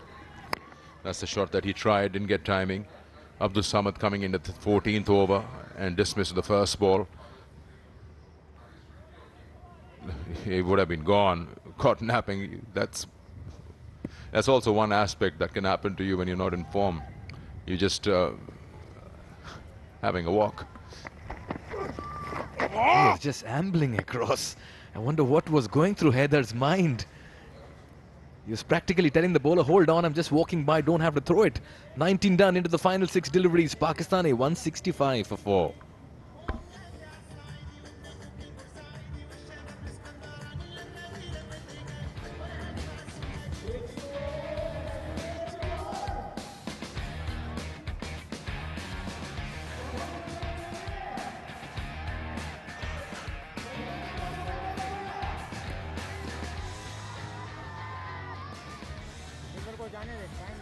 In a short while from now, we'll have the final game in the league stages in this edition's Emerging Teams Asia Cup 2024. Oman taking on India A. David versus Goliath as far as the numbers are concerned in this tournament so far between these teams. Oh, he's done well. Not really. And it's been put down. Rahul Chopra had long off, had to put in the sprint from the deep. Was standing at the edge of the rope. The ball was dying on him. And it's been put down. Yeah, and Haider had turned around for that second run, but Haris wants the strike. Didn't get hold of it. The timing is in there. The captain running down, trying to take that catch and spills it. So Haris is commanded and demanded the strike. Let's see what happens. Pakistan has the highest score in the tournament as a team. 185 for 5. Will take some hitting, 20 more maybe to cross that. Good ploy from Akif. Was bowling from around the wicket and bowling a very, very difficult angle. He's taking it away from the right-hander. That's not allowing Haris to drag it onto the onside, which he's been trying for a while. If he actually goes over cover, there's no protection behind him. And he'll be playing with the angle. But maybe that's not his go-to shot.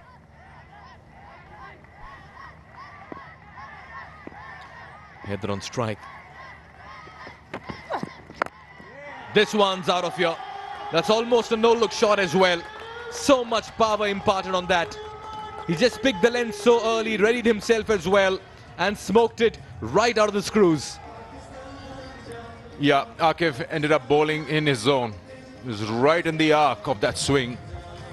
And Haider didn't make a mistake. He's got a lot of power, Haider, I tell you that much. It's just that he needs to do that time and again. Look at that. That was in the slot. And has gone a distance. It's hit that roof. And then it's come all the way down back into the ground. Haris likes it. Pakistan gets into the 170s now.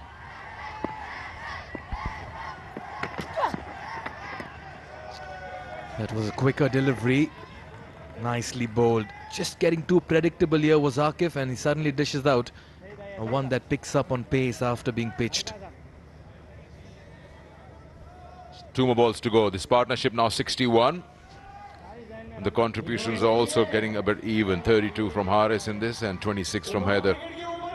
2 balls and 173 for 4 is what Pakistan A have.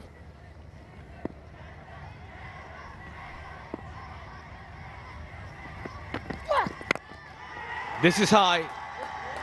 Long off, getting underneath that, and we'll watch it sail over him. What connection on this one. Haider Ali is dishing out some wonderful strokes in the middle, and he's making it look very easy as well. Every time he's bowled within the set of the stumps or a little outside off, he's been punished. So he's better off bowling those wide, fuller deliveries, Akif. This over has now already conceded 14, 1 ball to go.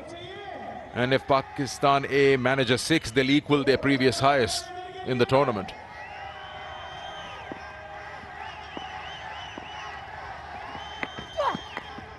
Nicely bowled underneath the bat, and that'll finish the innings as well. It's been a very tidy and dominant finish here by Pakistan A in their 20 overs.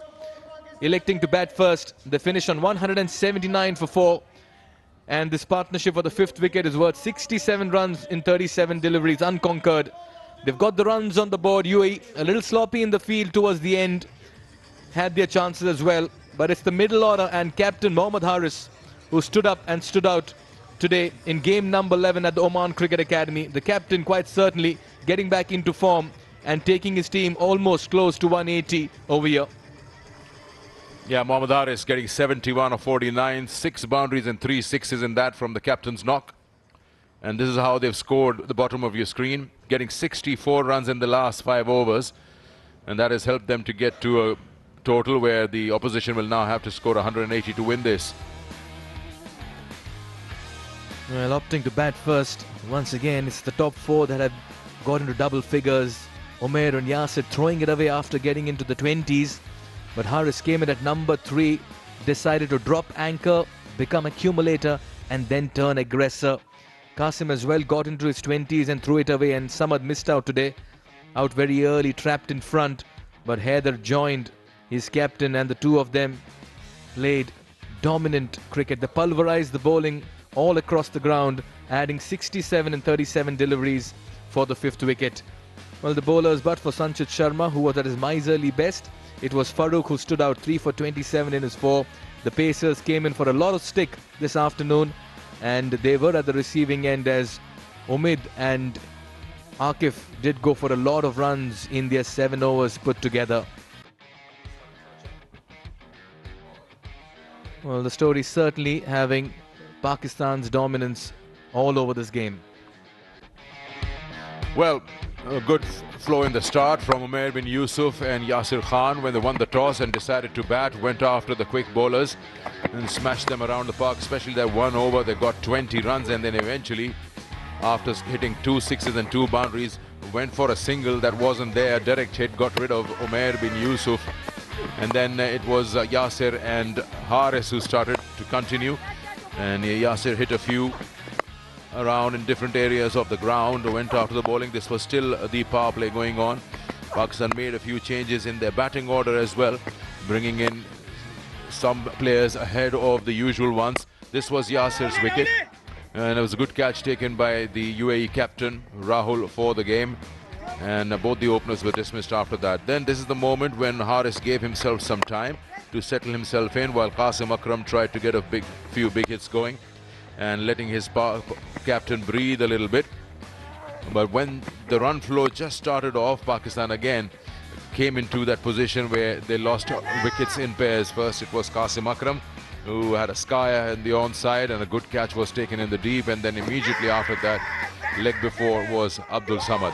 A rebuilding phase started then again with captain Mohammad Haris, and of course with him was the out-of-form Haider, who again, just like Haris, took his time and waited for his opportunities, and whenever they came, cashed out on it. Both these batters, with a courtesy a few drop catches and some very good clean hits, managed to post 179 for for 4 in their 20 overs.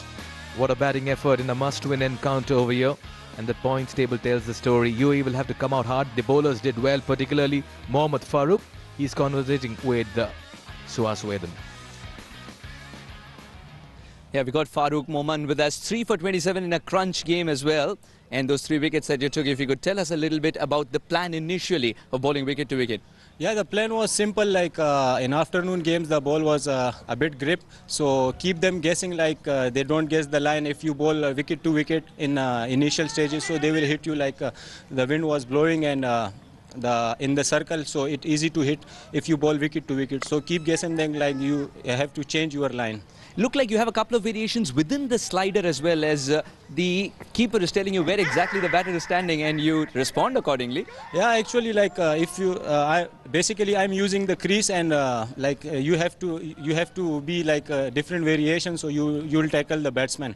And finally, what do you think about this total? And do you think the surface will change in the second innings? Yeah, like after the afternoon games, like after sunshine, so batting will be easy. Like second part, if we build up a good partnership, so inshallah we will chase down. Well, you've done your piece with the ball in hand. All the very best for the chase. Thank you so much. 3 for 27 for Mohammad Farooq.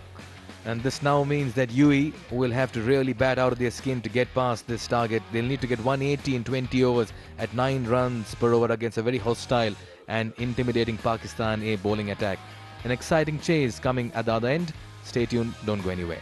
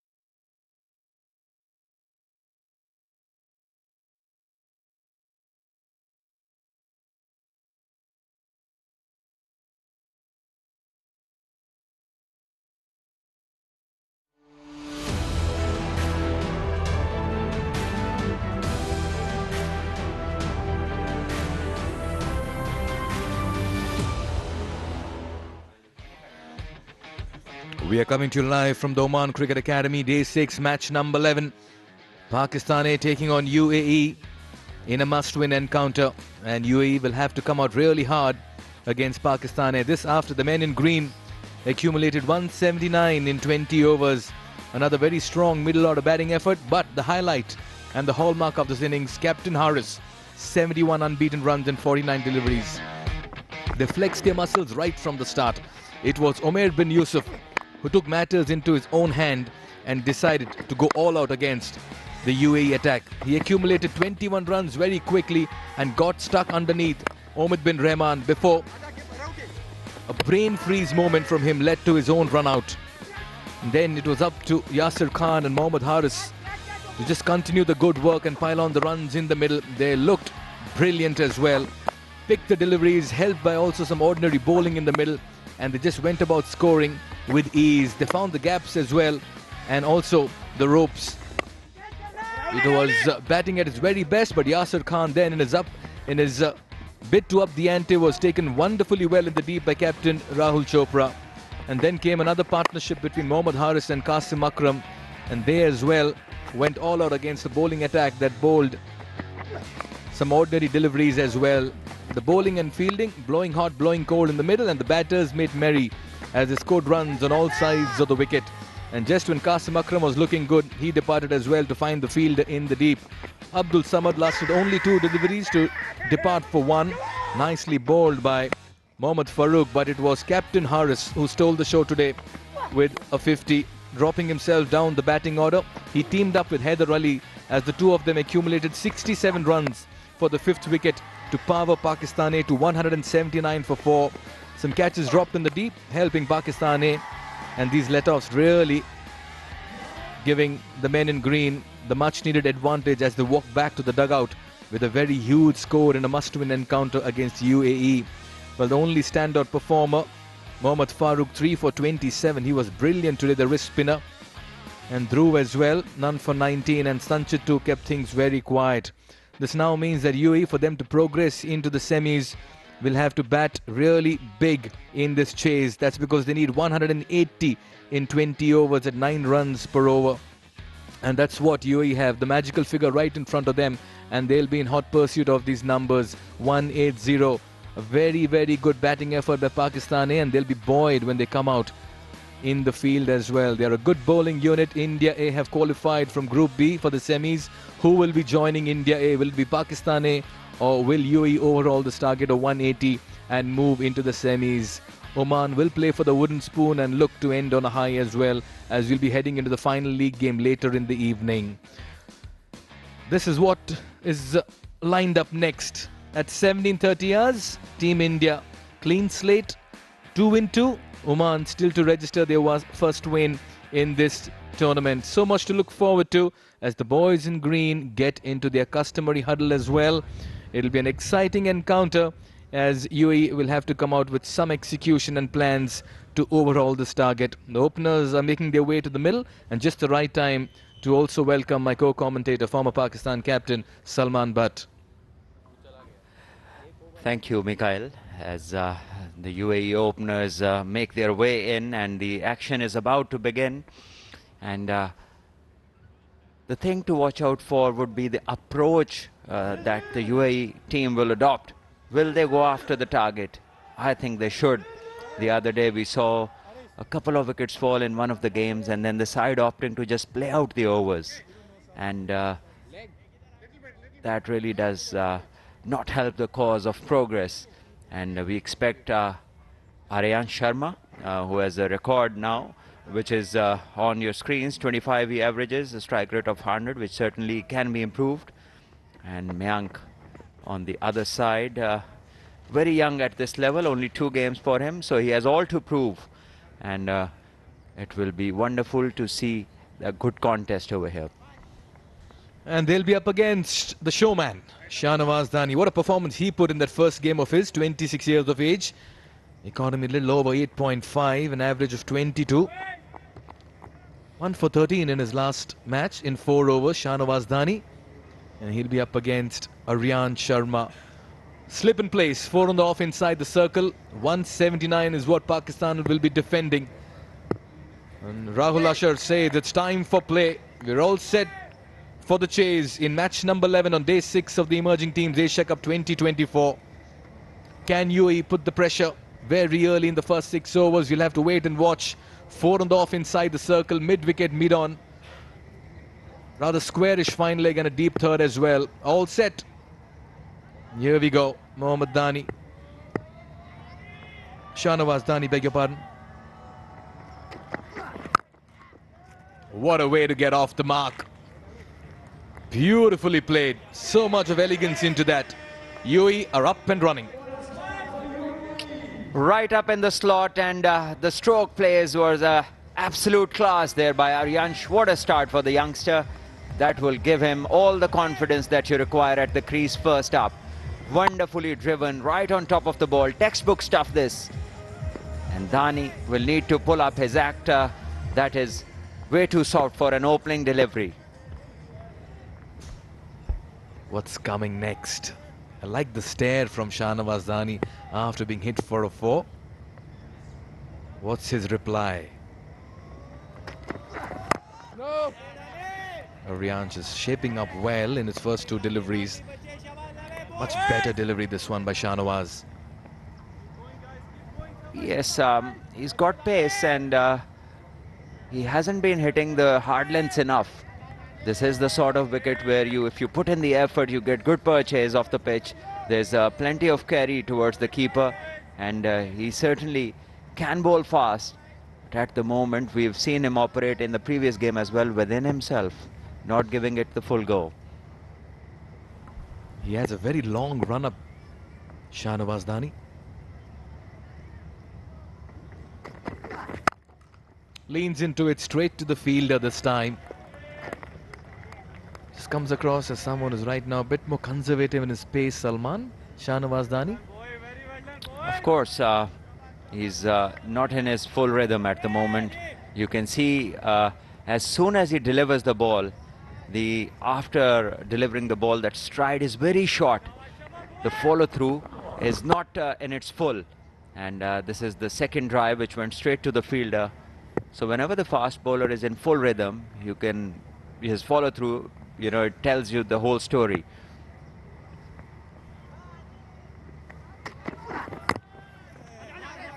Short in length this time, and no timing for the batter, just the inside edge gets him 1.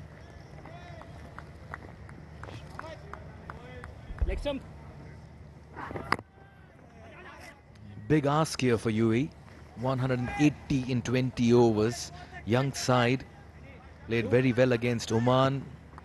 Lost to India. That encounter, they just couldn't get the runs on the board, and India overall the target in no time. With 7 wickets in hand and 55 balls to spare, they were bowled out for the lowest total in the tournament, 103.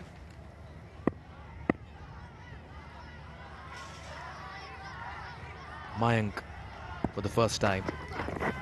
What a delivery. Just held its line and surprised the batter with pace as well. Yes, much better direction this time. Bowling closer to the stumps. Just have a look at this ball. Angling in and then holding the line. And the batter, Mayank, not covering the line of the ball. As his defense that he applied, we could see all the 3 stumps. And this is not ideal from the opening batter. And this is where I think the rhythm is not coming.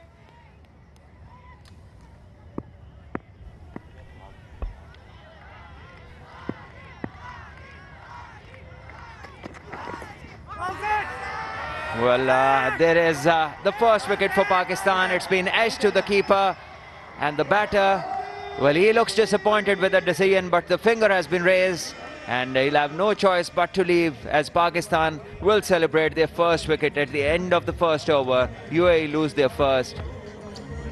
Well, Rahul Ashar was pretty sure that took something on the way to the wicket-keeper. Was very quick to raise his hand as well. Dani too felt there was something in it, but Mayank just stands his ground, crestfallen after being given out. Gave a wild swing, gave the charge. Haris was just moving on, but by the end of it, look at that for reactions. Mayank says, this is not done. Ashar says, you'll have to walk back. And the news from the middle is that UAE have lost their first wicket. Mayank departs for not. It's 5 for 1.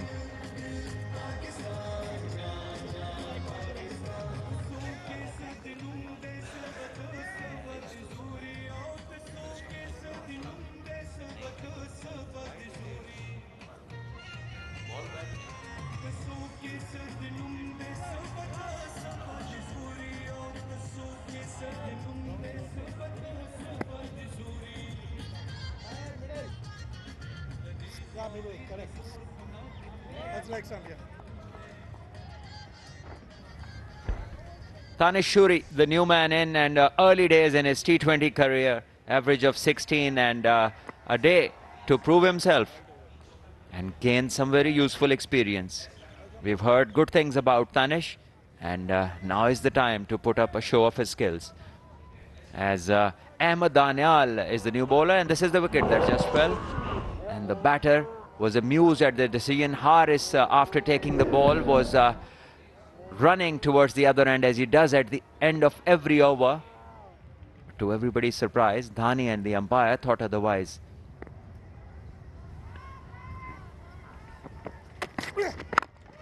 It takes two to tango, Salman. Two were convinced there was something in it. One the umpire, one the bowler.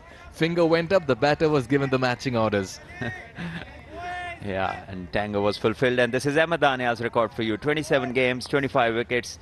Average certainly can be battered close to 35, and economy as well, but he's a fit boy who's done well recently in the List A competition, Champions Cup back home, and did well with the ball and the bat, and he gets his cap and a chance to show his skills.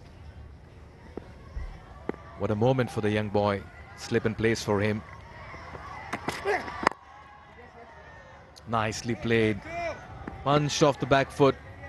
Sublime timing on it. He'll come back for his second. Arians has played some good hits in his short stint in the middle so far.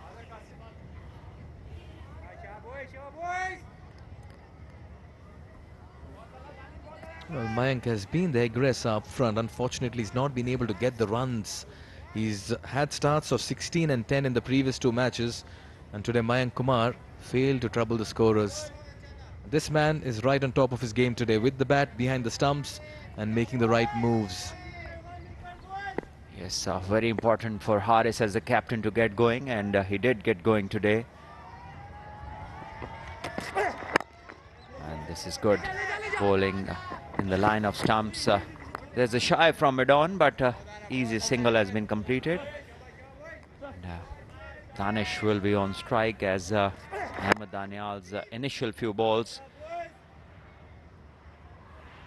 It will be interesting to see whether he can ramp up the pace that he's known for, or will he be like Dhani, a bit considerate and bowl within himself. Yeah, a bowler in the net and a bowler in the match is completely different, much like how the batters are, Salman. Yeah, but what I'm referring to is his pace in the matches that we have seen, not in the net certainly.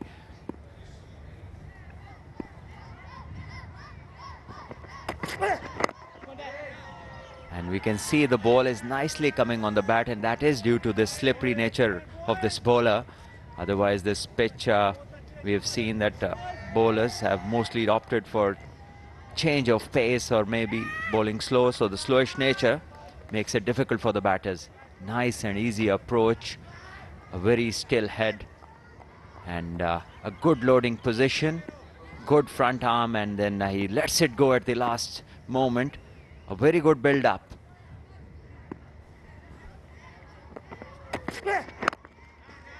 Yeah, bowling the right areas and getting through his first over. He's delivered 5 balls and nearly all of them have been on target. Once again, the run-up this time from a side angle. Looks perfectly balanced. A good gather position and a decent release. Right on target. He looks a strong frame as well, a very fit frame. Call that the midriff, the shoulders. And you can also see that he's spending a lot of time in the gym, which is very good for cricketers these days as well. Beautifully timed that. This time there was width on offer, and Tanish plays a magnificent stroke off the back foot. gets the boundary, and Ahmed Daniel finishes his over, and 2 up now, and UAE are 12 for 1.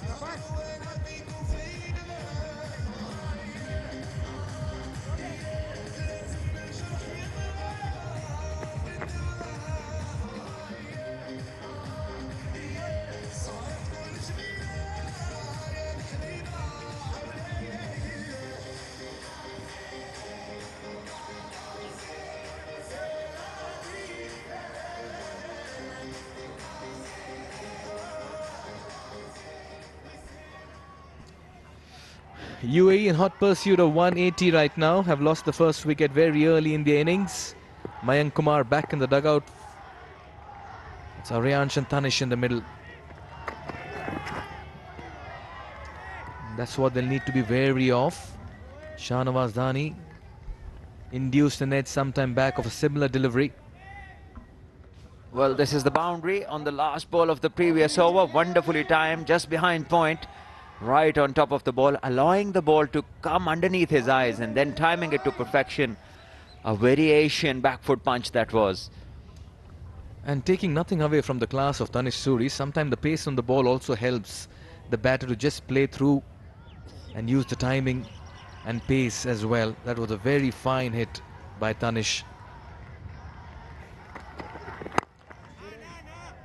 Trying to force the issue there, Aryansh, just trying to find something in the V.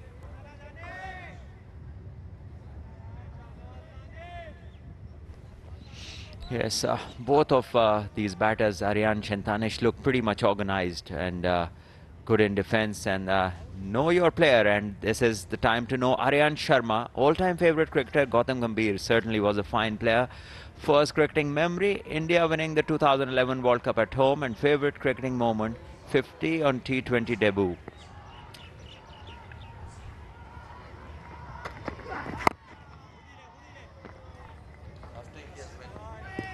Aryansh Sharma, quite a story here. He began playing cricket after India's 2011 World Cup win, and what a player to have as your favorite icon, Gautam Gambhir. What a gutsy character. Salman, you've seen him very closely. Yes, we've played together. Remember touring India with the Pakistan A side, and he was playing for the India A, and then we've played Test and ODI cricket together for our respective nations, and he's always been a wonderful player and a great competitor. Fierce competitor. Now the coach of the Indian team as well, and giving the Indian fans some great moments in recent times with some record wins very early in his stint. Swing and a miss, gives the charge, misses that completely.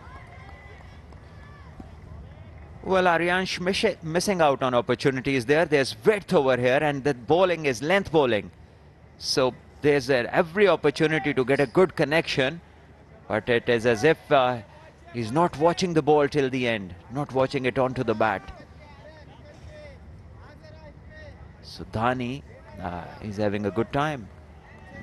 10 balls into his spell, 2 balls to go into his second over. He's given away 5, picked up a wicket.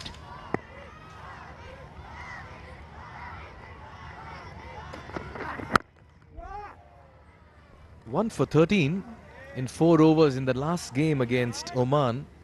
That's when Shahnawaz Dhani was given an opportunity. What's good about him is that he's keeping up with that accuracy in the middle.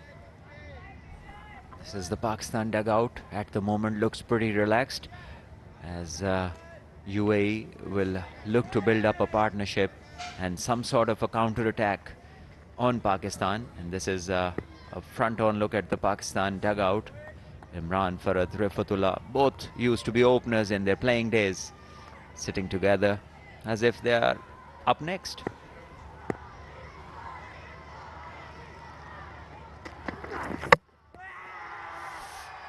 That clatters into the stumps, and another one for Dhani and for Pakistan, and this is a subdued Dhani. Otherwise he picks up the wicket and he's flying towards the crowd every time, but probably he realizes there are only a few number of people, so he remains the distance from them, but he does the job, picks up his second wicket, and Aryansh will have to leave. Well, that was fast and straight. You miss, I hit. strikes timber, the bails go flying and he goes running towards the Pakistan contingent in the crowd. The showman takes off. Pakistani strike. Wicket number 2. Aryansh has to depart. He walks back for 8 in 13. It's 12 for 2.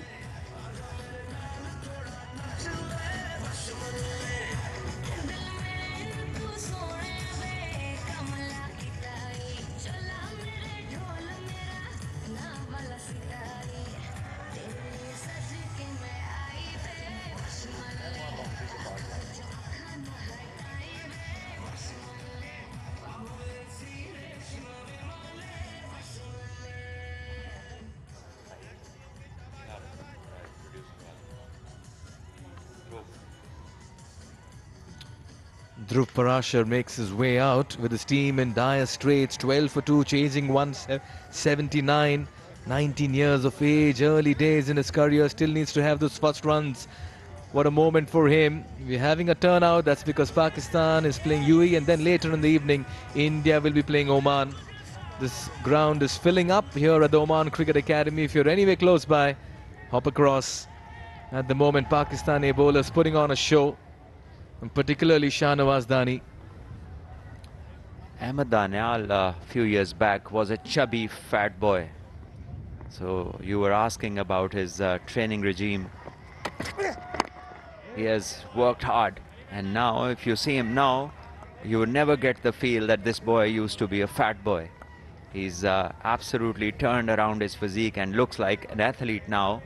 And he's done a great deal with his diet and workouts. He's worked a lot with a boy named Moin. And this is Dhani on your screens. And this is the wicket that he picked up. And Aryansh trying to go over mid-on, missing it all together.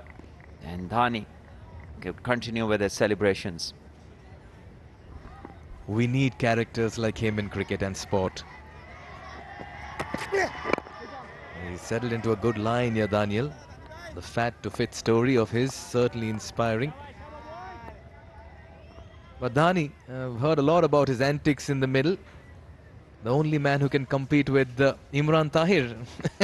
Salman? Well, it would be interesting to see them both after picking up a wicket, especially on a split screen. And he certainly is a showman who interacts with the crowd and enjoys their companies. And here is him after the wicket, and here he remembers that what he does after every wicket, and then he realizes there are not many people around. So he stops there. Well played this from Tanish. Looks very organized, very pleasing on the eye. Yeah, both the pacers here for Pakistan have settled into a very good line and length. You've got to get into the groove very early. I just like the way Tanish Suri is approaching this innings of his as well. Has been amongst runs in that first encounter as well for UAE. Very elegant Tanish there, driving. It's very well balanced, high elbow, full face of the bat. A lot of good things in that stroke. This time turned on the leg side, straight to Dhani. Will make sure that it's one only. Yeah, he scored a very fine 33 in 26 deliveries against Oman in the very first game. But then was left out in the game against India, unfortunately, and now he gets the game against Pakistan A. Yes, I guess different teams have taken the approach which is different in this tournament. We've seen so many changes in the teams, players changing despite even performing. We saw Rohil Nazir not play this game, and also change in captaincy, maybe looking for other people who can lead. So there's a lot of difference in teams' approach. Once again, it was well bowled, probably looking to hit the pads or the stumps. So this is Tanish Suri in his first game, pulling that over mid-wicket and then again spin, giving it a whack over mid-on. And this one was also really well played, and he looks a very organized and a very good player with lots of options to score runs. Looks very good on the eyes, very assured with his batting, strong across all lines, on all sides of the wicket.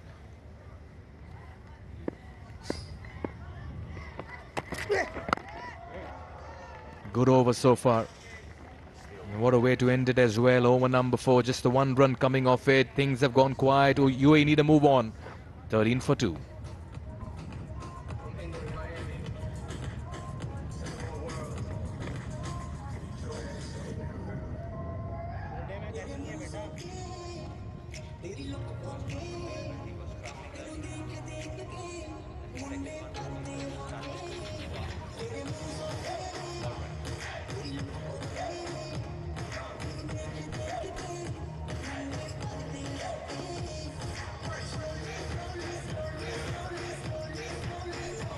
So it's Abbas Afridi, change in bowling from the end where Dhani took the new ball. And Abbas is another one of those youngsters. He's played 55 games, 78 wickets, a very impressive record he has. And a very talented all-rounder. Straight away beats the outside edge. He can be slippery at times. He can surprise the batters. And Mohammad Haris on your screens. He earlier on came in and he wasn't moving that well. Just have a look at these feet which were stuck in the crease and not responding to the different lengths. But the good thing was that he concentrated, he carried on, he got through that initial troubled period, and then he found his way. Yes.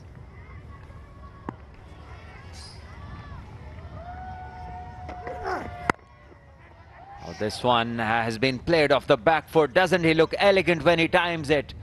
Wow. Top shot from Tanish this. Width on offer, and this is what the fast bowlers or the seamers can't do over here at Oman Cricket Academy. This pitch offers good bounce, and anything with width on it is there for the batters to score off. Very exciting batter, Tanish Suri. I like the look of him as well in the middle. Calm, composed, but very authoritative as well in his shot making in the middle. What a shot that was.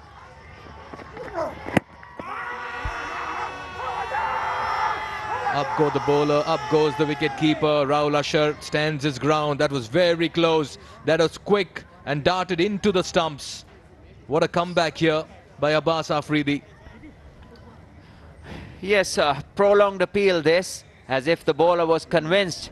And just have a look at this. Oh, wow. That is super close. The umpire may have thought that it's sliding down the leg side, and that could be the only possible reason for not raising the finger. But you can't blame the bowler and the fielders for prolonging this appeal. What a delivery. Much better this time by Tanish. We're talking about Mohammad Haris. He was prodding and pushing at the ball early on, Salman. Yes, earlier on he had his struggles, but later on this was his first stroke to the boundary, which was obviously giving him some confidence, and the release shots that he played. Then he started to connect on regular basis, playing shots all around the ground, through the covers, over square leg, this one for a 6, and completing his 50, and this definitely would do him a world of good. Initially he was in the by-lane, then he got into the highway. You can put it that way, his story in the middle. He's just cranking up the pace here, is Abbas Afridi.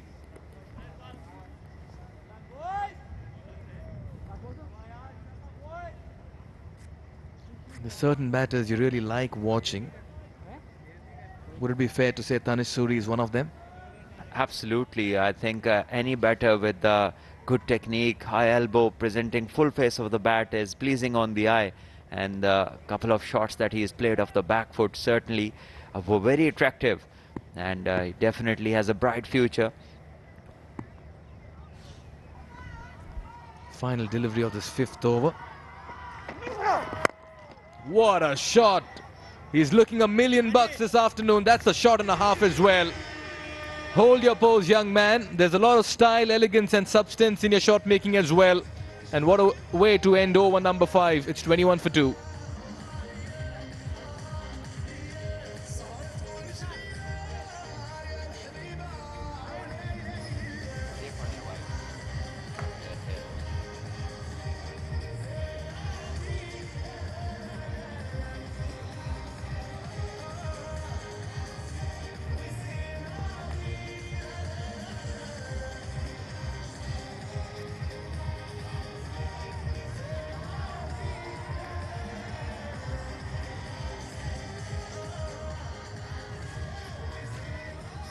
21 for 2 in 5 overs.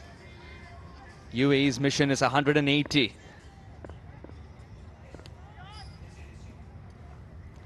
Dahani 2 for 5 and he's decided to change ends, not the intensity. A final over of the power play as well. Be interesting to see UAE want to attack.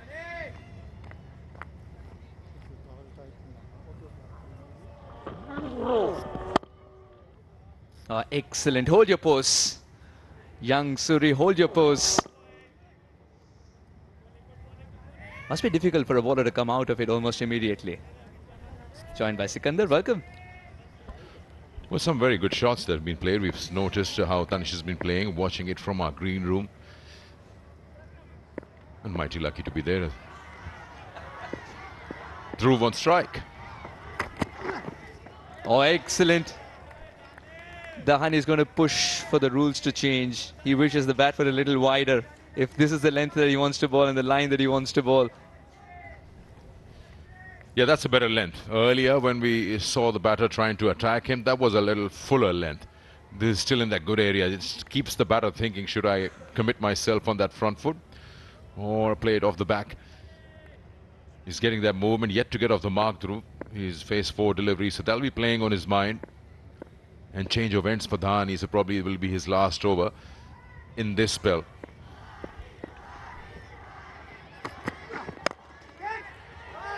Full, and that was in the air for a jiffy. Almost a catch completed.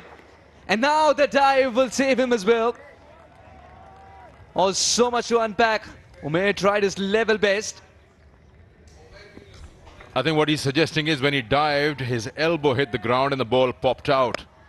Only the replay will tell us this is the moment where they were indecisive, should they go for a run, and eventually completed it. Now, have a look at the catch. Umair bin Yusuf suggesting he caught it, but when he dived and got down, it just popped out. Now, I think it just hit his palm and spilled it. They have to stick, don't they? He's standing at short cover for that full-blooded drive. This drive will make him feel much better. This was Tanish on strike though. A couple of runs added to the tally. Now you've seen more of Dahani than anybody else. And Dahani, how often does he bowl 3 up top in the power play? Oh, he does. He usually gets his rhythm going, and the best of them would be number 2 and 3. Also, depending if you got himself a wicket, why not? Almost got a second wicket there. Third rather. So the captain knows it. He's got his tail up, why not?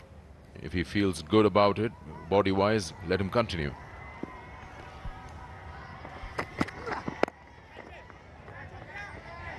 That's in the air, and he has pounced it. He has indeed pounced it. Was suddenly dipping on him. Tanish cannot believe it that there is a fielder who appeared into a frame. Incredible catch. You know, for a moment, Dahani's reaction was like he didn't believe it that it's gone, and he's got a wicket there. In the deep, that's a very good catch taken by Yasir. Diving forward, was almost dying on him, and the timing of that dive was right. He got his fingers underneath, brilliantly done, and held on to it. You can easily spill it when your elbows hit the ground. And Shahnawaz Dahani has his third. The umpire is just waiting for that final call from the television umpire to say it's a clean catch.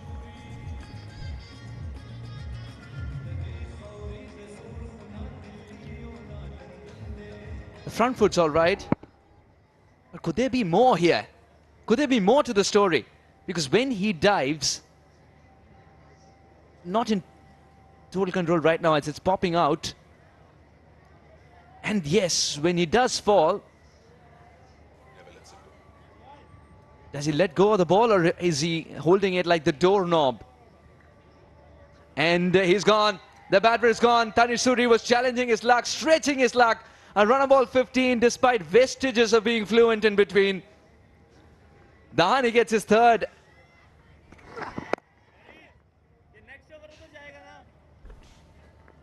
Inside the power play, Pakistan A managed to dismiss 3 of the batters from the UAE.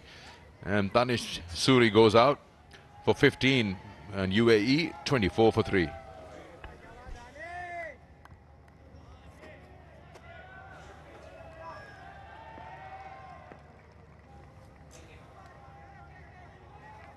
Next time. Yeah. Time to come.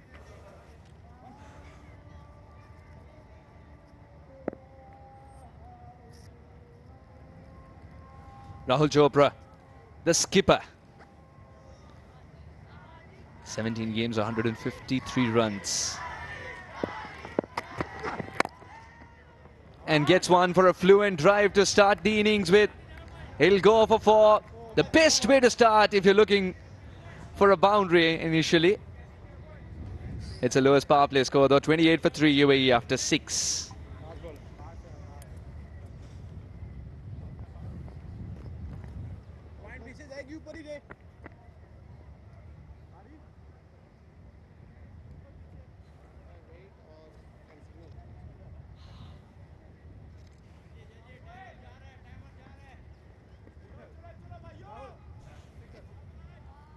Play.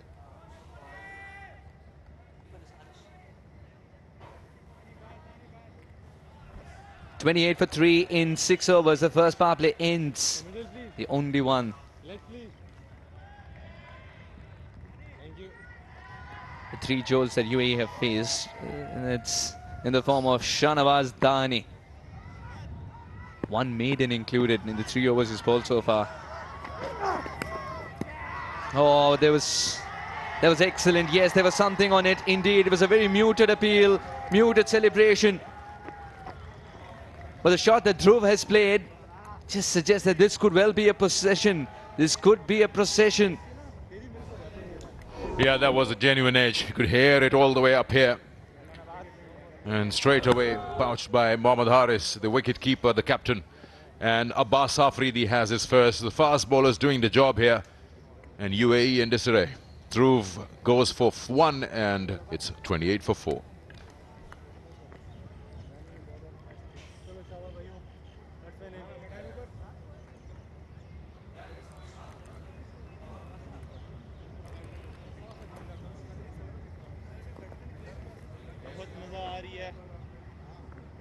शाबाश शाबाश यही पकड़ेंगे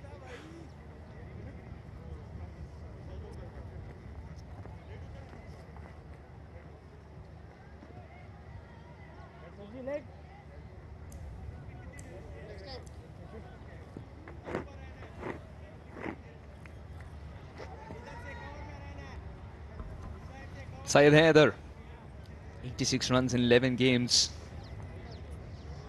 23 years of age, Haider. Very fluent when he gets going, but today it's going to be a period of calm that UAE are looking at. With the required rate pushing towards 11. They would still need a couple of overs where wickets don't fall. Bang, right on the money, Abbas.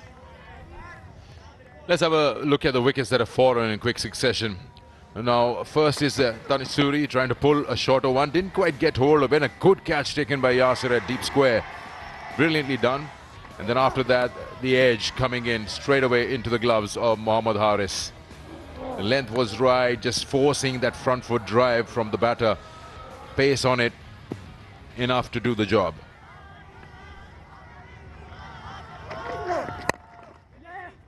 Oh, not in control, and bit of a stutter. But the single will be complete.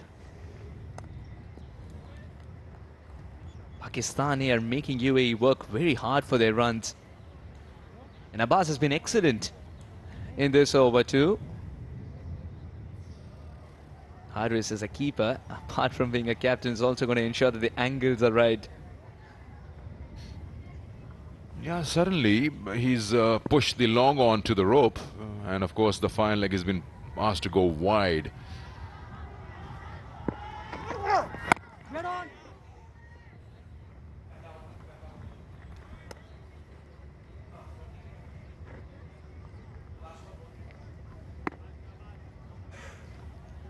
Just a run and a wicket so far in this over. Required rate is speaking a different language. 11.32.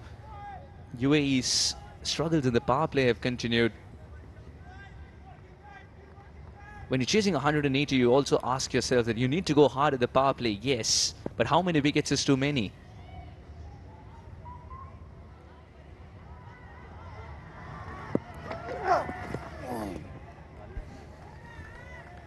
A strange leap from the way we've seen sides bowling. They introduced spinners very early. We're in the 7th over. In fact, 7 almost to be completed. Still no spinners. Why should you? You got 4 wickets with the faster men. But very soon, because Shahnawaz Dani might not bowl his 4th, you might see Arafat Minhas coming in soon with his left arm spin.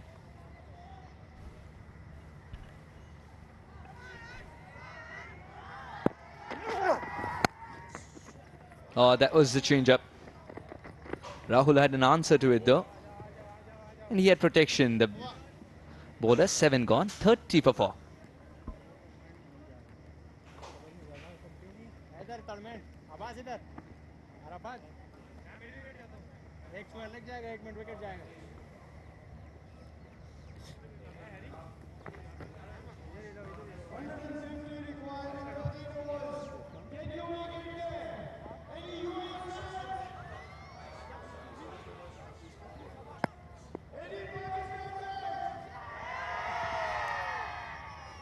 Oman will face India A in their home turf. Would want to get a win under their belt. And one of the most famous wins it shall be if it's against India A, for the kind of form that India A are in. Boy, do we have an exciting game lined up as well. Now 10 matches, 11 wickets for Sufyan Muqim.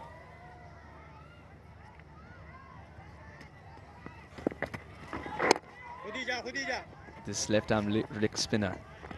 This wrist spinner has been terrific to watch, Sufyan, and just love the way that he understands situations so well. Trying to stay one ahead of the batter all the time. One step ahead here as well. He's quite content giving that single. He wants to bowl to Haider.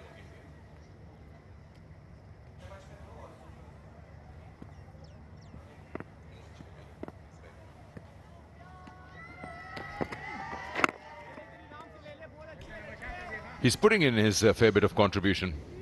He's got 3 wickets in the tournament, 2 in the first outing and then 1 in the second. So he's not only getting those wickets under his name, but also creating that pressure for the other bowlers to get wickets there. Slight top edge and a quick call there from the non-striker to complete that single. The ball did a bit as well, Sikandar, after pitching. Sufyan would have made a mental note of that spot. That seems to be a great area to land, especially if the batters are dancing down the track, which they shall, at 11.8 being the required rate. Another good delivery. Slightly fuller on that occasion. A bit quicker as well.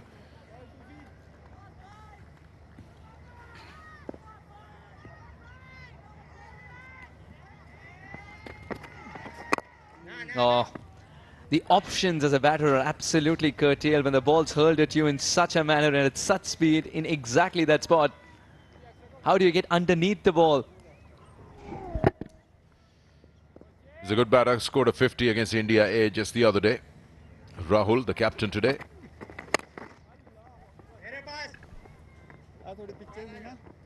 Eight overs later, a quiet over this one, just 3 of it, 33 for 4 UAE.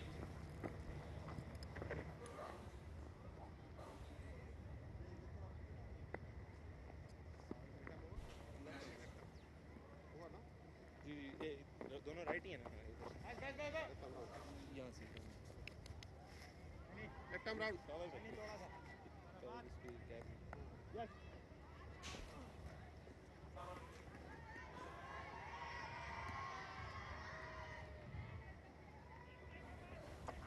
33 for 4 in 8 overs. Enough of waiting, says the skipper.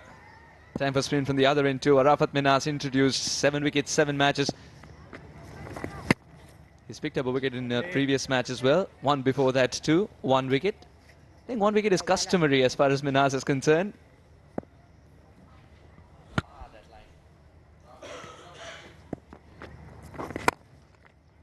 Oh, he got hold of this one, Rahul. Terrific hit.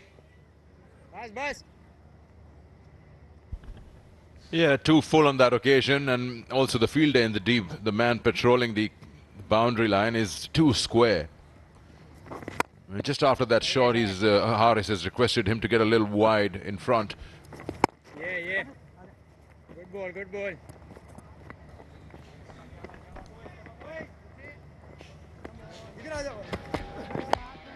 Wasn't Rahul excellent against India A? The half century that he scored might have come of 50 balls, but his fluency did not reduce. He was batting exactly according to the situation. Aja. Today what's demanded of him is 12.3 and over. He's got to be more adventurous for sure. Sikandar? Only extra cover, Shabash. Well, his partner just tried a little thing. Got a leading edge almost. A yes-no call there. Now, after losing 4 wickets, you suddenly see UAE only relying on pushing the ball around and getting singles. Spend time out there. Would love to see a little bit of everything. Chase should be in mind. Bit of a misfield, but not extra damage, and just 1 run of it. 9 overs later, 40 for 4.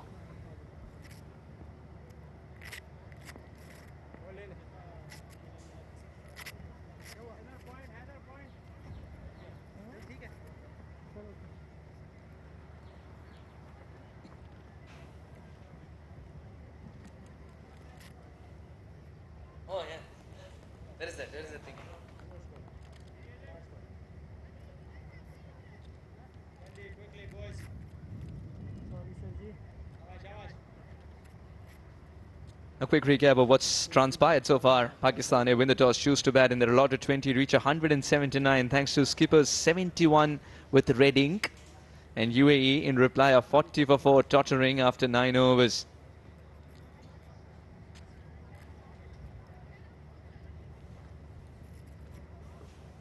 It's the 10th over, the famous 10th over. Sikandar, the reason we say that is because throughout the matches that we've seen being played at the Oman Cricket Academy right now in the men's T20 Emerging Teams Asia Cup, the 10th over brings less runs despite the teams being in good form, good rhythm. The only over in which the run rate's less than 6. Could be that's about the verge of that drinks break. They're probably very tired by then. That's an interesting stat. Rahul very late to take off for that single. So you see that happening in the shorter format of the game as well then. Playing with caution because a break is around the corner. Yeah, it usually happens when you play in sessions, in test matches, you're playing for that session to get over. Oh, he's clobbered this one. No chance for the fielder in the deep. Heather to the rescue. That'll make him feel much better. I like this ploy. The batters shouldn't forget that there's a chase also that's going on. It's not just about survival. So cash out on opportunities that are available. Again, this length from Sufyan allowed Heather to just get down on one knee and dispatch that. Good ball. We're looking for turn. The bat turned in his hand. The ball didn't after pitching. He wants to keep it away from the arc of Heather, who can muscle the ball away. He just showed that moments ago. 1-1. Mere pass. There is protection in the deep. The sweeper is going to ensure it's a single. Send the bat. Yeah. These are his wickets. Sufyan Muqeem was the first wicket, in fact, what Pakistan A got in the tournament, and then he bowled Nihal out. 1 ball to go. UAE would be halfway through their innings with, at the moment, 48 for 4. And Pakistan A would be pretty happy with the way things have gone. A change of bat for Rahul. Could have done that in a drinks break. But maybe he's got something up his sleeve. He wants to get more runs. Why waste a delivery with the bat you're not happy with? Oh, There you go. A bad ball with further turning away down the leg side. He gets a boundary going to end 10 overs here, and 50 also up for the UAE. 52 for 4.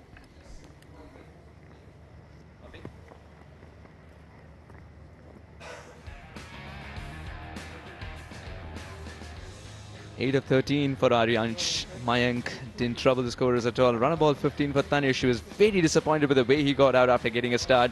Dhruv didn't contribute much either. Rahul and Heather, they've got to rescue this innings. It's been the fast bowlers who've been all over the UAE top order batters. A few good shots through covers, but then a few rash ones cost them the wickets. That was the first one. And Tanish Suri looked good with the few shots that he played. This was nowhere behind the line of the ball. Crossed the line and paid the price. Then again, some good square cuts. Got them boundaries every time width was provided. This was a drop chance by Umair bin Yusuf. Then a pull by Tanish Suri cost him his wicket with a good catch by Yasir Shah.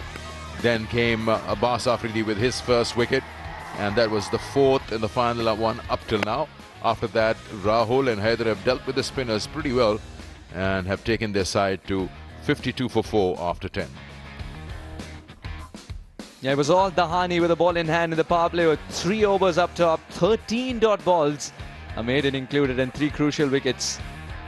Ensured that UAE and their engine room did not score much. So 52 for 4 UAE at the halfway stage. They need 128 in the 60 balls that are still left.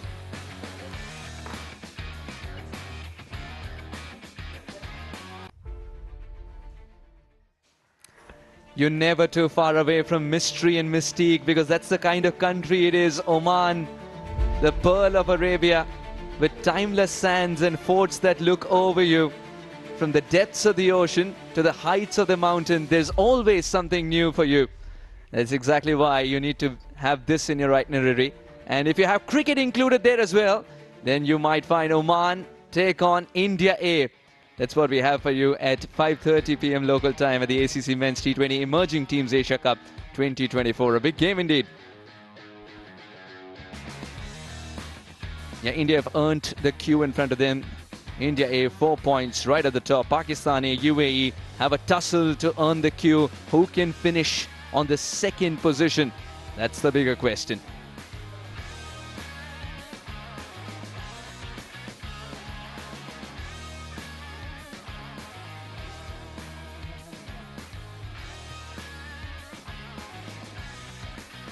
Return to the ground, 52 for 4. It's halfway mark in the run chase, and they have a lot of work to do. The run rate required is touching 13. So it's not going to be an easy task for the UAE team. And it'll be spin to continue in the form of Arafat. Yeah, they'll have to change plans here, UAE. They're asking rate close to 13, 128 from 59. Heather, player of the match in the first outing against Oman, played a very fine innings in the chase. Just making some room, this time going over long on. And that's been just pulled back. Brilliant effort. It's a very fine effort done by Abdul Samad there in the deep. That was sailing across. His brilliance shows up. Lucky he's a tall man too, otherwise that would have been 6. But good effort to push it back in. Yep, here's a look at it. Not easy when to know where your body is in air. So particularly when you're close to the boundary rope. So technically it's a drop catch. It is a chance that's been put down, but he was also consumed with a rope around him. He's airborne while trying to take that catch. All looks good at this stage. Doesn't quite pouch it clean, and that's why it pops out. And in the process, it falls inside. I don't think that's a boundary. I think he was lucky that his feet were in the air, and after catching that ball, it bounced back into the field of play. Yes, it can be looked upon as a chance that's gone down, but quite certainly he saved a couple of runs as well in the process. Not an easy one at a height that's coming at him, but he's done well. And he's kept it in, and he saved a couple of runs as well. Just need to take a look at that right foot of his. While collecting and throwing the ball, was it in contact with the rope? So many angles and frames needed to ascertain this point of contention over here. That will maybe just stimulate a debate. He's forgot about where that right foot is. He's done all the good work, and then what happens? Fielders generally think they've done they've done enough, but he's just touched the rope with that right leg in an effort to quickly pick it up and return the ball in. So, boundary. Well, touch and go at the moment here.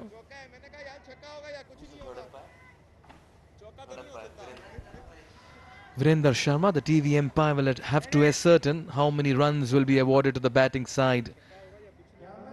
He did well initially. It was a catch coming at him at a very awkward height and a very awkward position he got himself into as well. He got himself into all kinds of knots and tangles here. Did well to bring it in, but over here, when connecting the ball, is he connecting with the rope as well? That's the point of discussion. You can go forward, you can go back. And I reckon with the heel over there, maybe just... Right, so fair enough. Runs been awarded to the batter. He's done well by the end of it. For all the discussion and debate, well done.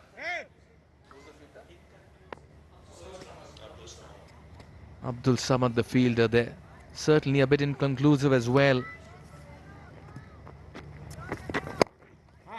Cut away. It's a bit of a struggle here for both the batters and UAE at the moment, Dav. Yeah, I just wonder what the target is, what the approach is going to be. Do we bat the 20 overs? Pick up what we can along the way. Do we go all out and try and get as close as possible to the target and take risks, get out, all out in the next 6 overs or so? Difficult one to know.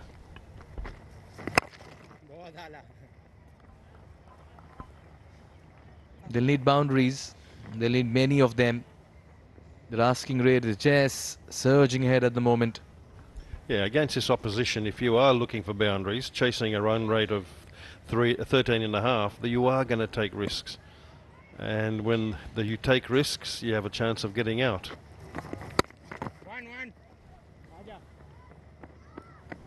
Four singles of this over. Quiet start to the 11th. UAE 56 for 4.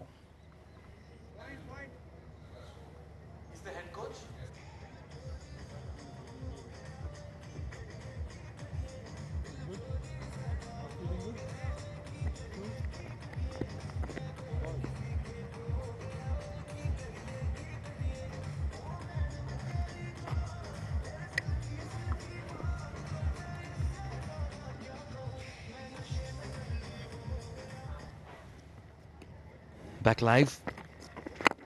This one's been drilled and it finds the fielder in the deep.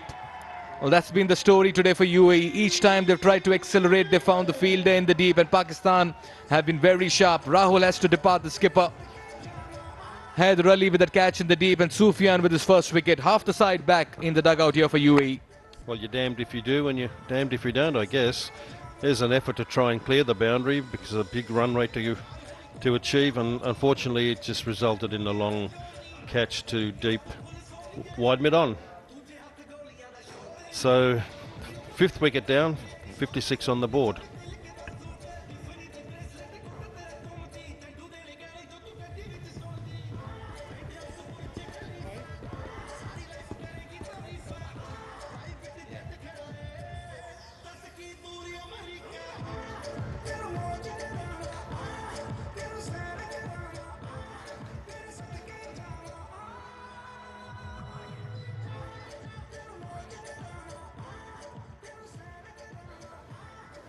Pakistani right on top. UAE in this chase. Staring down the barrel. 56 for 5. Basil Hamid walks out a best of 51. 854 runs to his credit. And a strike rate of a little over 125. They'll need something special, something miraculous from here on. Everyone amongst wickets here for Pakistani. Shahnawaz Dhani 3, 1 for Afridi, and now Sufyan as well.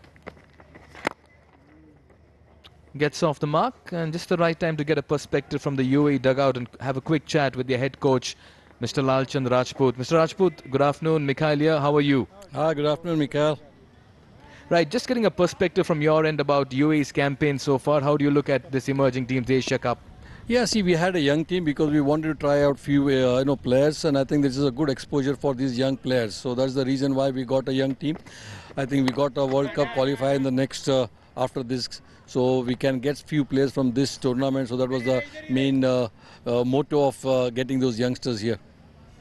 Hey Lalchan, it's Dav here, mate. Nice to see you again.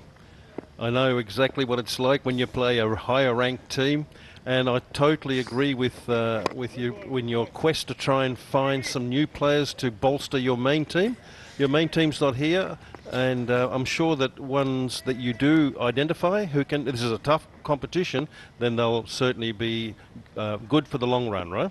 Yeah, I think that was the reason why we got these youngsters, because if you play against the best team, you come to know the character, the mental toughness, and I think if somebody stands out, and if I get 1 or 2 players from this tour, I think it will be good for the national team as well. Mr. Rajput, I remember meeting you in April during the ACC Premier Cup, and you spoke about the mental approach being more aggressive. How much has that played a part in your approach in this edition as well? Yeah, if you look at the last game as well, because we were very positive, and I always believe that you got to be positive in the first 6 overs, and I think we are losing wickets, but still I think the players will learn. If you got to give them that opportunity, and I'm sure this is a big opportunity for these youngsters as well. Right, Mr. Rajput, I'll have to take it on from you and join you maybe sometime later. That's because we have another wicket that's gone down for UAE. Heather departs, Qasim Akram with a catch as Sufyan gets his second. Everything going Pakistan's way as UAE are just crumbling in this chase of theirs. Heather looking to go big, finds the fielder at long off. So another wicket goes here for UAE in the steep chase. And here's a replay of an attempt to try and get some runs to reduce that required run rate, but again it's not an easy thing to do. Caught at long on, 12 runs, and now that's their 6th wicket down, sadly. 59 runs on the board, 12 overs gone.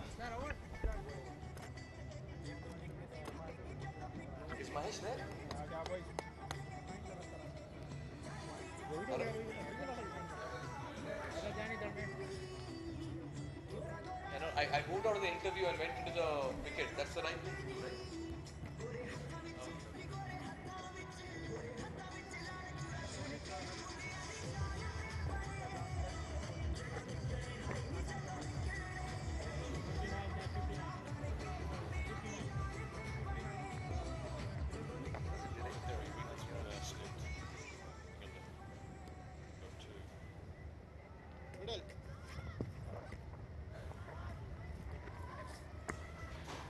Yeah, things just falling apart here for UAE. Batters have walked in, walked out in quick time. Arafat into the attack. They'll steal a quick single, but that's not the order of play at the moment here for UAE. They'll need the big hits. Dav, what would be your instructions being in the dugout over there? Well, you're never going to get 15.5 runs and over. My instruction would be to the boys, just try and play till the 20th over. Try and be positive, and try and give us something like 6, 7 and over, and try and get something out of what's left in this game. 60 for 6. What a delivery. And looks like it's another wicket. That's because the reaction from the wicketkeeper, Captain Mohammad Haris, is that we have another one. That's a delivery that will certainly create a doubt in the batters to follow as well. That had a lot of turn. Guile invited the batter into the shot, and Sanchit could be found short of his crease as well. Well, he certainly had a good outing with the ball in his hand, but on 0, you're going to be prodding forward, and did he lift his back foot? There we go, that's fine with the no ball. He's missed it and the whole momentum drags you forward. He's trying to push it back. Oh, I think that's out. It looks out to me, very sad. There we go, this is a better angle, much closer. The foot's up in the air. As it's coming down, I think that's on the line, and the line belongs to the umpire. Sad for Sanchit. Good effort with the ball, but I think this is going to be not what he wants. And that's wicket number 7. Arafat strikes. What a delivery. Great piece of glove work as well by Captain Mohammad Haris. And UAE in deep, deep trouble as they're just falling apart. Pakistan, the men in green, have been superb this afternoon with bat and ball and in the field. Look at that, inviting the batter forward, and formalities completed behind the stumps as well. UAE 60 for 7 as Sanchit has to also walk back without troubling the scorers.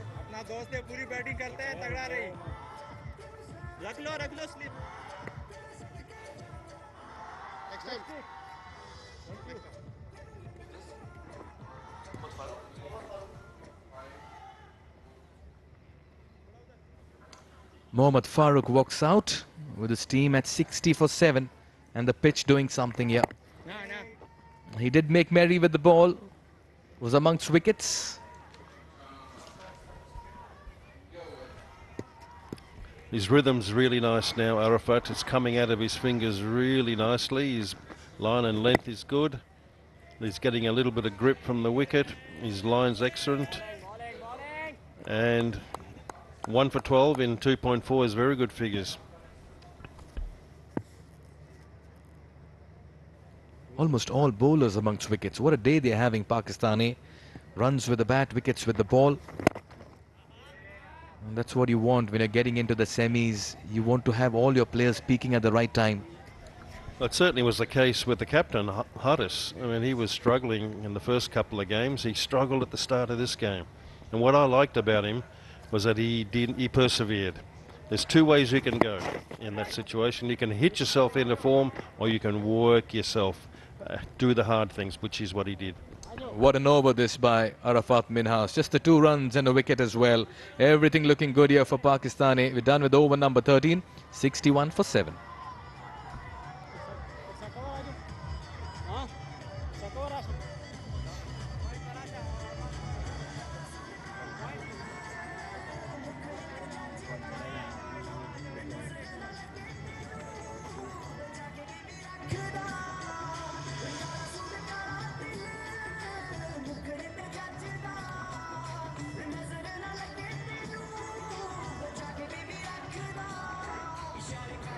Scan the QR code and get a lowdown on everything around Asian cricket and your favorite teams. You can also subscribe to our YouTube channel.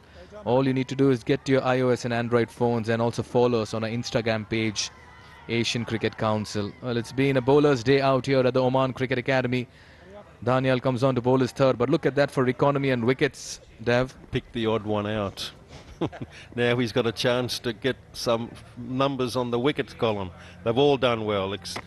Daniel, of course, has bowled well for his 2 overs, only 4 and over, 8 runs, but he's got a chance to get himself on the wicket column now. All of them amongst wickets, but for Daniel, who has a chance now to get on that list as well.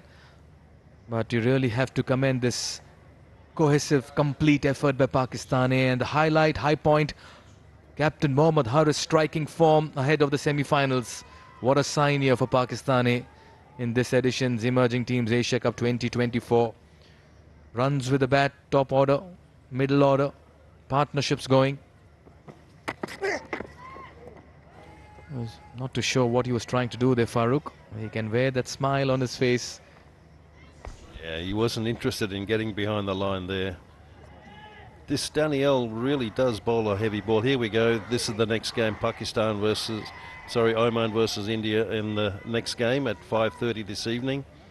And that would be a real test for Oman, but I'm sure they'll appreciate the competition and the opportunity to rub shoulders against a really good outfit.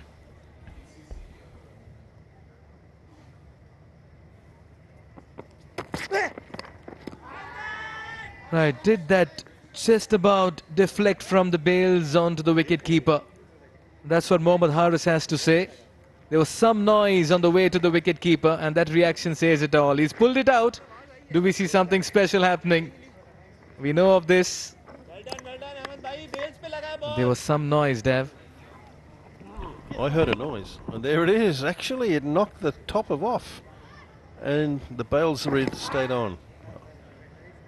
Thought I was hearing things, but I was definitely heard that little nick as it went past over the stump. I'll tell you what, a side angle view may also allow us to see if the bail did actually climb on it and come back onto its groove. That'll give us a fair picture. That's Daniel for you. Just coming hard at the batter. Yeah, one delivery ago, that bail almost fell off its groove. He would love a wicket, I know. It's his first game, and I'm sure he'd like to give enough performance here to ensure that he plays in the semi-final, which looks like being against Sri Lanka, I think.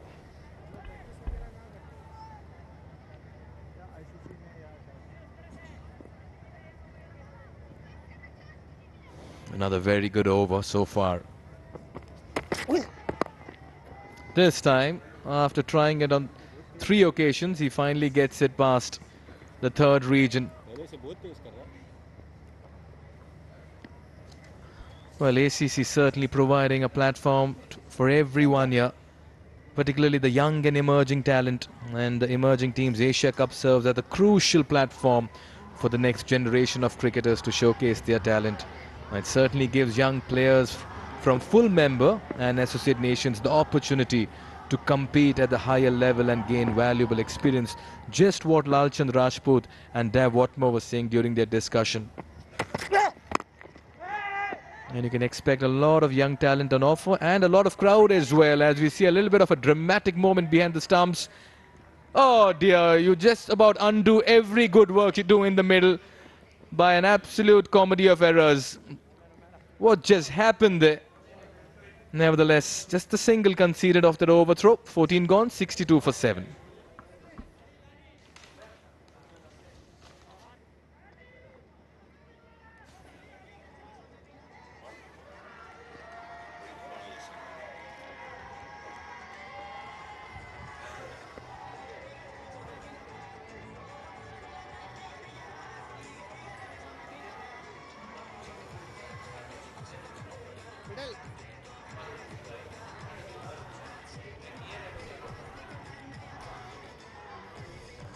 And it's 14 overs, 63 for 7.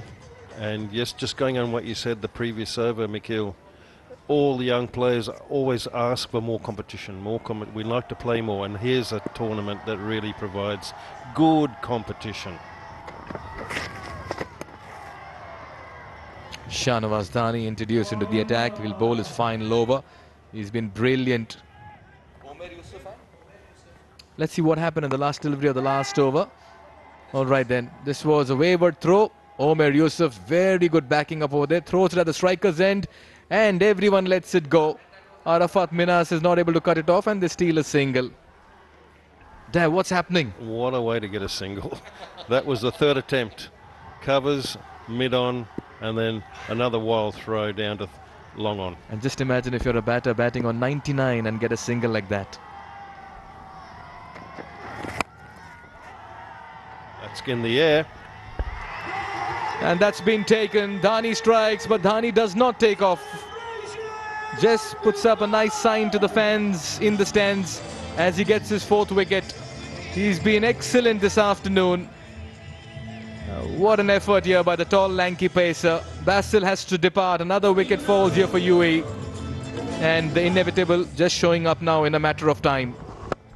Well, there's a replay of a hoik. He just wanted to take that from the offside to the leg side. And that's not recommended against a bowler like Dhani. And that just succeeded in hitting a long, high fly ball to third man. So sadly, Basil tried hard, 4 runs. That's the 8th wicket down for 63 runs.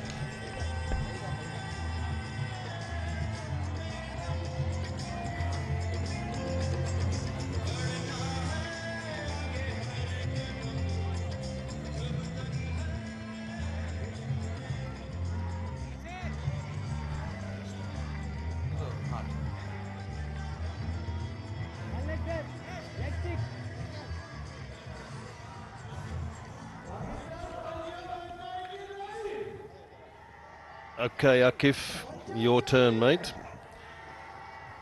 Sanchit did well with the ball, not with the bat. Akif not so good with the ball. Now here's a chance to make up for it with the bat. Come on, Akif Fukula. And Dhani has bowled really well to actually deserve a 5-4 in this match. Can he get it in the remaining 4 deliveries? Full and straight, he's aiming the stumps. He's targeting the wickets. But he's been the performer today with the ball. What an effort. And he's got 4 balls left to try and get his fifer. So let's see if he can bowl straight enough and induce either an edge or LBW, get him bowled, caught. He's deserved it, you would think.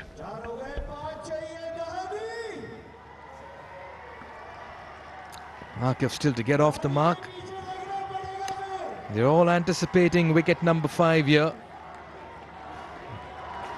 Here he comes steaming in, Shahnawaz Dhani. There it is, and he takes off as well towards the crowd. Shahnawaz Dhani, first 5-4 in T20s, and what an effort and what a stage to get it as well. All heart by this man, and he's bowled as well with a lot of heart this afternoon.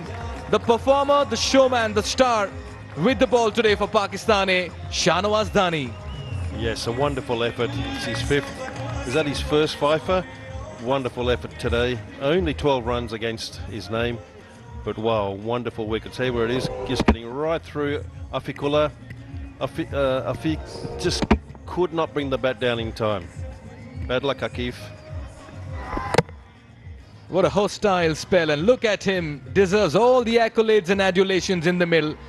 He's known for these antics, but he's been a performer today. Akif departs for 0 and UAE 63 for 9.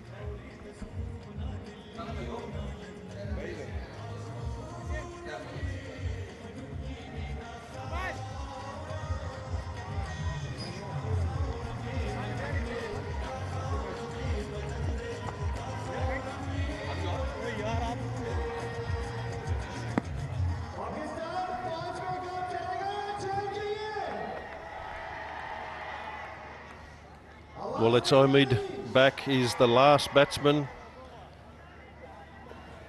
Good fast bowler for UAE, but now he's got a job to do to just survive 2 balls. Let's see how he goes. Dhani's steaming in. Played it like a batsman.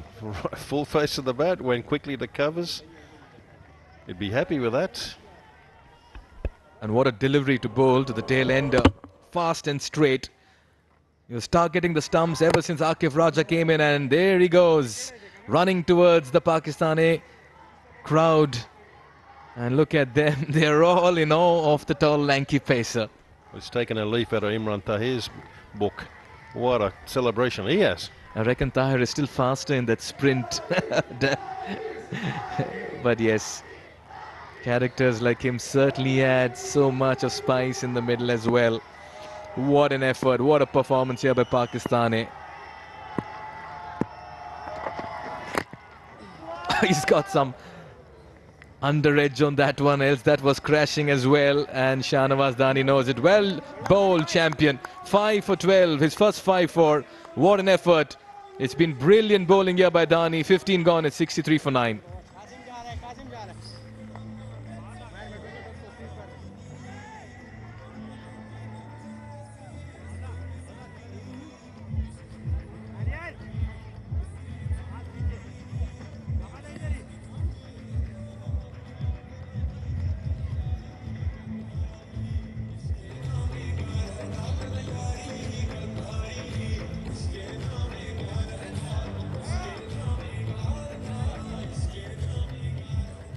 Five for 12 in his 4 overs. Shahnawaz Dhani, be a happy man. Just getting that rhythm of his. Just got that one game before this. He wasn't part of the 11. And today at the start of the day's play, when we had a chat with him, he was pretty confident that he will make an impact, and he did. Swing and a miss of Abbas Afridi's bowling there. 63 for 9. The UAE made a mess of this chase. Shahnawaz Dhani, best bowling figures in men's T20 Emerging Teams Asia Cup. He's on number 3, 5 for 12. We've got Dushan Himanta and Anas Khan ahead of him. Had he got one more wicket, he would have been right on top, sharing it with Anas.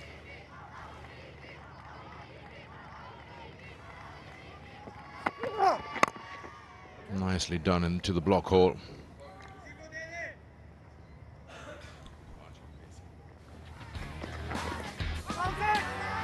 Yes, Shahnawaz Dhani picking up a 5 for today, and from the word go has been on target.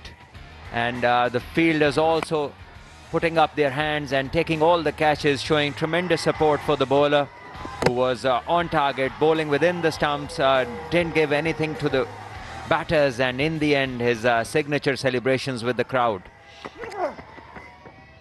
This is back of the hand been signaled wide, and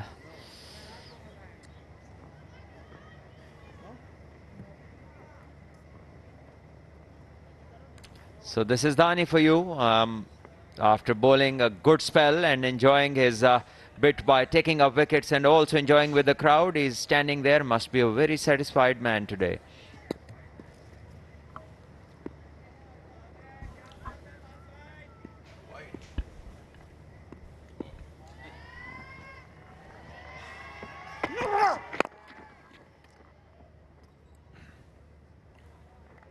Well, let's just talk about the positives that Pakistan A can take from here to the semi-final.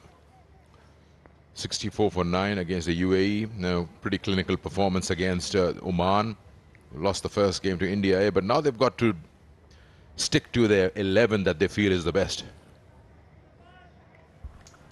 Yes, absolutely. I think they've been trying all their bowlers. This is a cross seam in the hand of the bowler. And I think the good thing is the captain has a bit of form today. He's come in and stayed in the middle, scored a few runs. We saw a change in the batting order where Umair bin Yusuf came in, and he looked good as well in the power play along with Yasir. And Haider Ali also making a couple of good connections towards the end. So everybody would feel the touch of confidence on their way to the big game that will be in a day's time. And this is Umair bin Yusuf on your screens. And obviously Ruhail Nazir would feel left out after getting man of the match, scoring 41.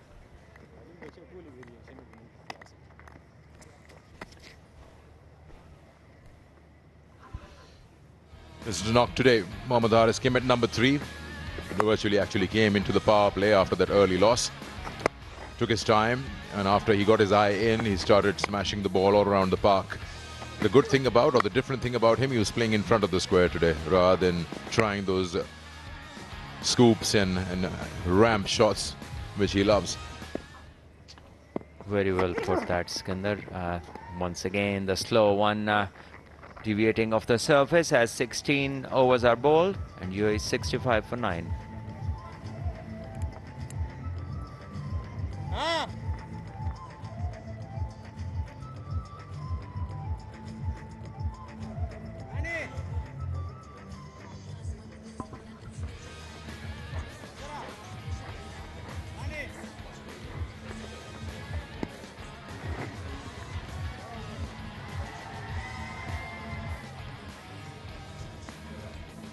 In just about an hour and a half, you'll have the first ball of this encounter.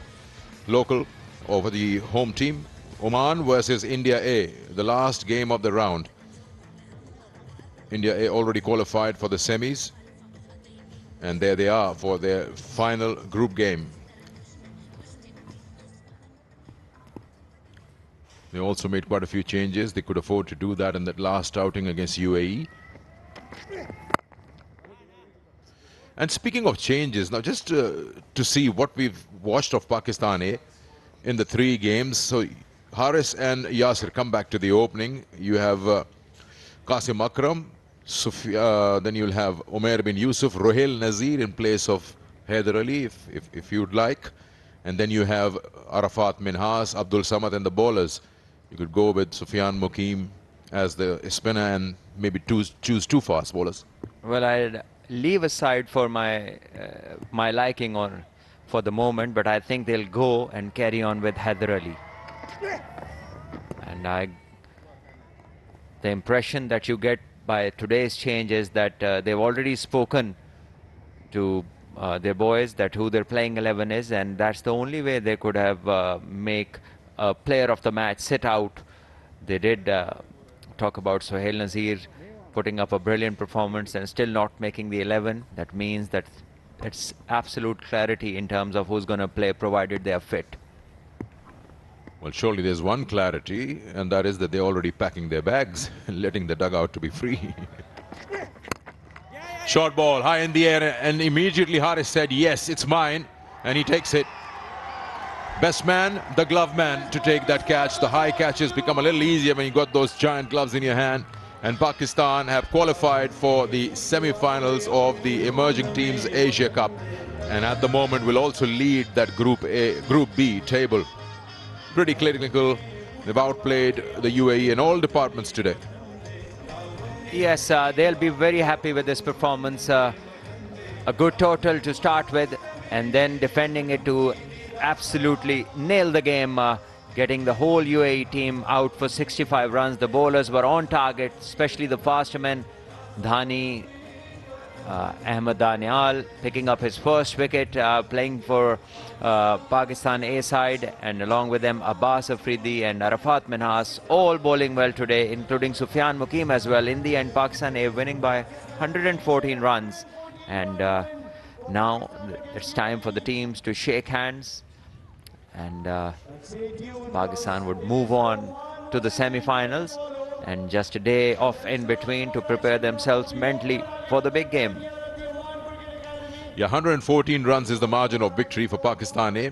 Probably, we'll just double check, is the biggest margin in any game in this season. The UAE, apart from 3 batters, got into double figures. Rest of them just made their appearance and then went back, and that's courtesy Shahnawaz Dhani's brilliant bowling, 5 for 12. He didn't allow anyone to settle down.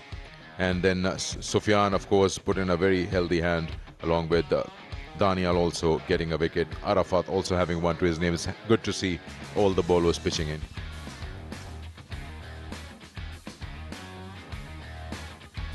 Pakistan bowling card. Dhani tops the list, 4 overs, 12, and he took 5 wickets. What a brilliant spell it was. Ahmed Danial in his first game gave away 10 runs for his 1 wicket. Abbas also 1 for 12 of his 3. Sufyan picking up 2 for 17 in his 3. And Arafat bowling well once again, 1 for 13 of his 3. And this is the match summary. Pakistan A posting a decent total, 179 for 4, with the captain coming back in form for 71, Haider Ali 32 and Yasir 25. And UAE, well, not much to mention in terms of batting, were all bundled out for 65, and Pakistan winning the game by 114 runs. That's the last wicket, the winning moment where Haris called it. He was going to take that catch and took it cleanly, and Ahmed Danial got his wicket, eventually wrapping up the UAE team for 65 in 16.3 overs and having a big win of 114 runs over the opposition in qualifying for the semi-finals of the ACC Men's T20 Emerging Teams Asia Cup. And now we have all 4 teams that are going into the semi-finals, and quick look at the lowest totals. This is the lowest, 65 all out by UAE. Previous was 107 by the same team. So that was something that I wouldn't like to keep a track of. Salman, Pakistan tops the table as of now because they've got a superior net run rate, but India, if they win their last game, they go ahead with the number of points to their name. UAE and Oman bow out. We'll take a short break. When we come back, we'll have the post-match presentation.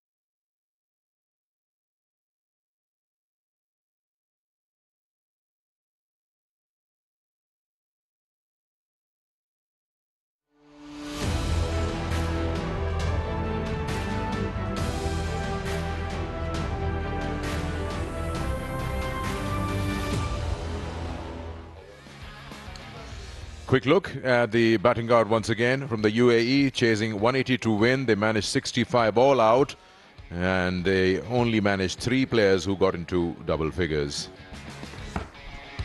And highlights of the UAE innings started with a bang, a beautiful driven ball which went for 4, and then a few classy strokes from Tanish, the young attractive player, and the wickets started to crumble as Dani started the damage. And along the way there were some attractive shots, but there was also some wonderful catches being taken, and this was one of them, diving in front, and it was Yasir holding up the catch, and there was plenty of edges going straight to Haris, who was very neat with the gloves. And batters tried their luck, tried to go big, but mostly ended up holding out to the fielders in the deep. Another high ball, and the fielder Qasim Akram making no mistake over there. This was wonderfully bowled, sharp spin, and was stumped very neatly by the keeper. And then another take at the third. And in the end, Shahnawaz Wani getting his fifer via that wonderful straight delivery, clattering it to the stumps. And this was the winning moment. A catch easily taken by Haris.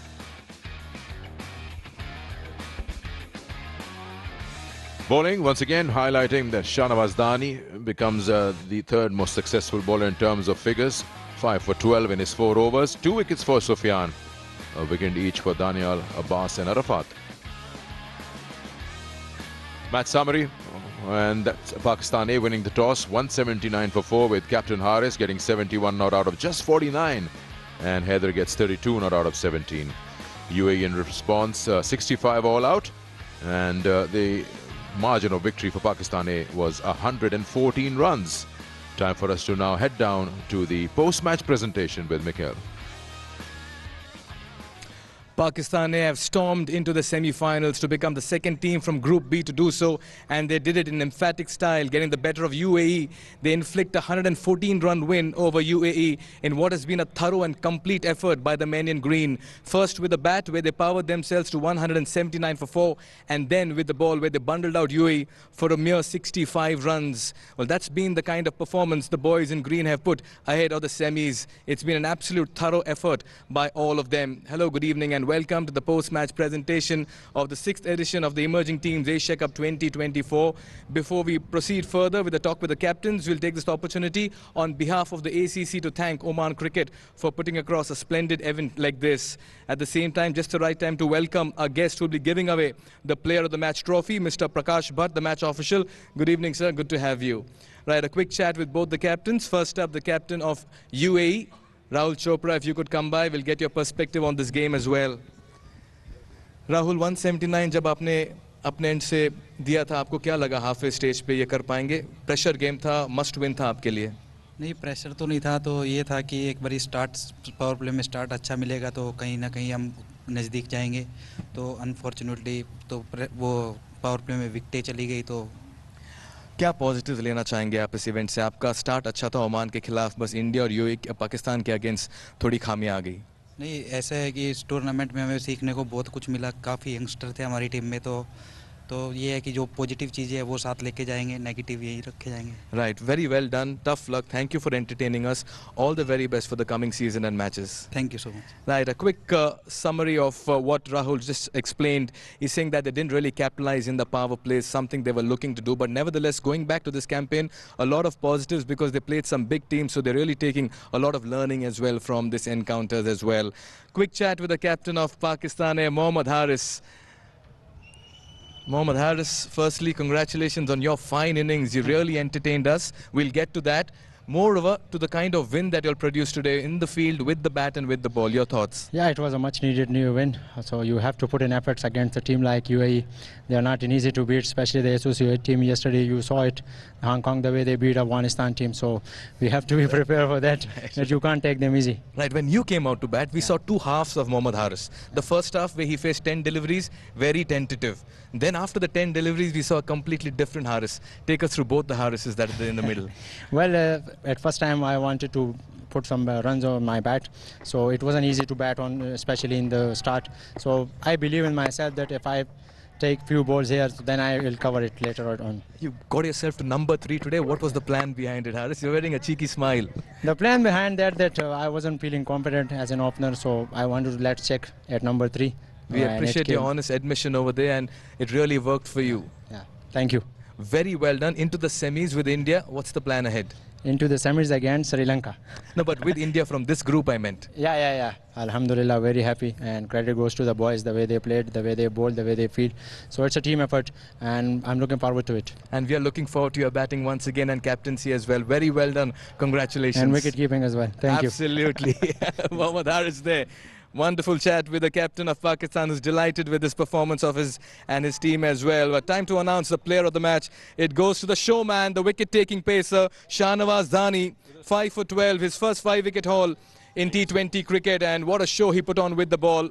Hostile, quick, and he was hitting the target from ball number 1. He'll collect his player of the match from Mr. Prakash Bhatt, and he's right here as well.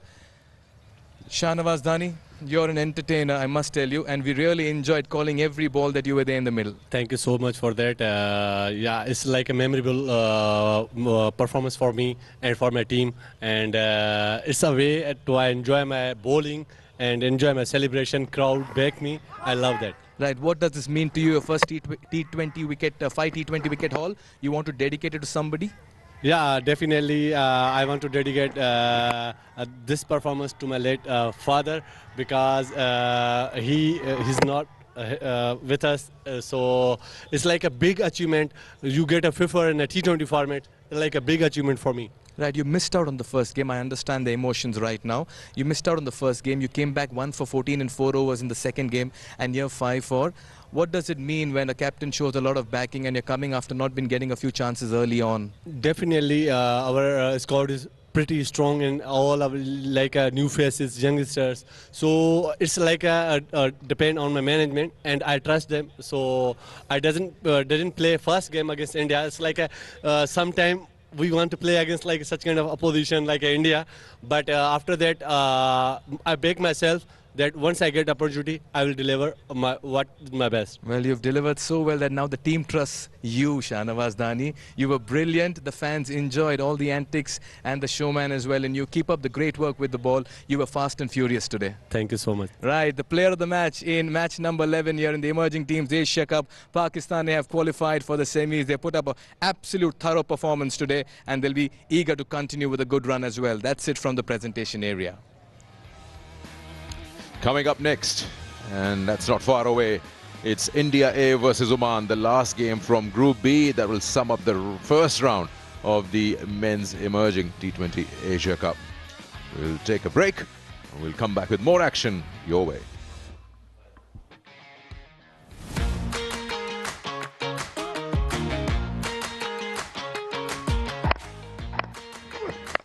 Once more, this time on the other side of the ground. Huge hit.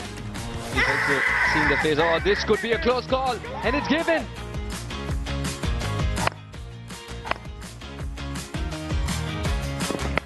What a way to bring up your half century.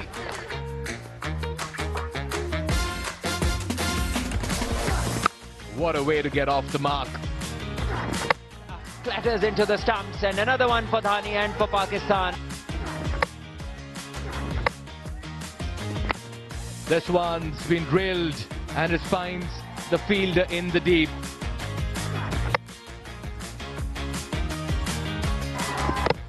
There it is, and he takes off as well towards the crowd. Shahnawaz Dani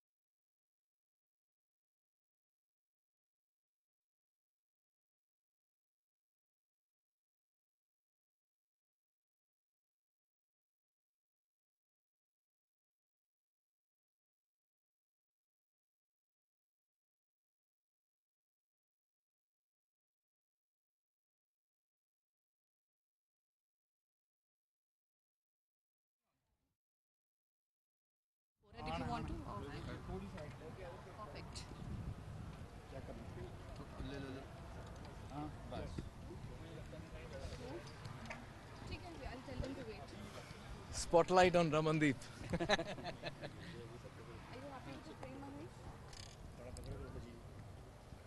Towards your right, half a step. Towards your right. Thank you. All right, stand by everyone. Snap on.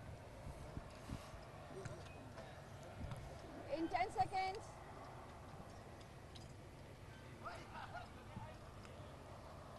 In 5, 3, 2, 1. I'm in conversation with the superstar of the Indian team, and I have to be saying that Ramandeep, after that catch of yours, you know, it's gone viral everywhere. What's the reaction that you've been receiving? A lot of messages, lots of DMs, and obviously the Indian fans who are all over there in the world. They are giving their blessings. Sorry.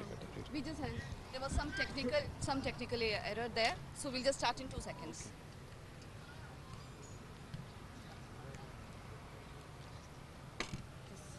Really sorry about this. No worries, no worries. Yeah. Sorry, guys. No worries.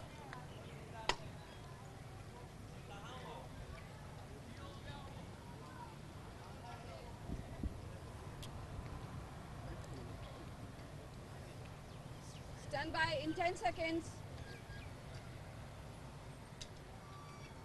In 5, 4, 3, 2, 1. Thank you for talking to us, Ramandeep. After the catch the other night, you've been called the Superman in the Indian side. That clip has gone viral. What's the reactions you're receiving?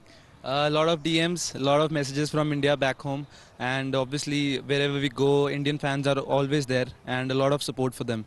Yeah, you have a role more than just fielding in the side. I've seen you in the Punjab League as well very recently. You have great batting techniques as well in the middle order. Take us through your role with the ball and the bat, Ramandeep. I always want to be useful to the team, be it batting or bowling.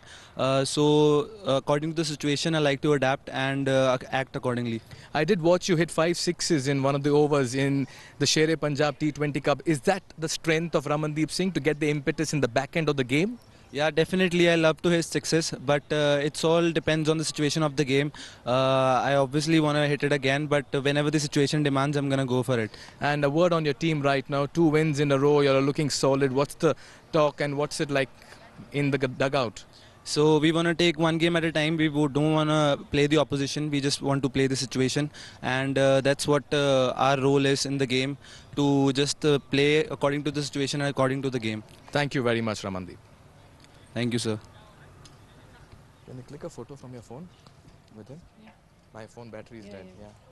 Thank you, Raman. Thank you, sir. Thank I'll you. request for a photo with you. Yeah, sure. Abhi le le? हाँ जी, हाँ जी.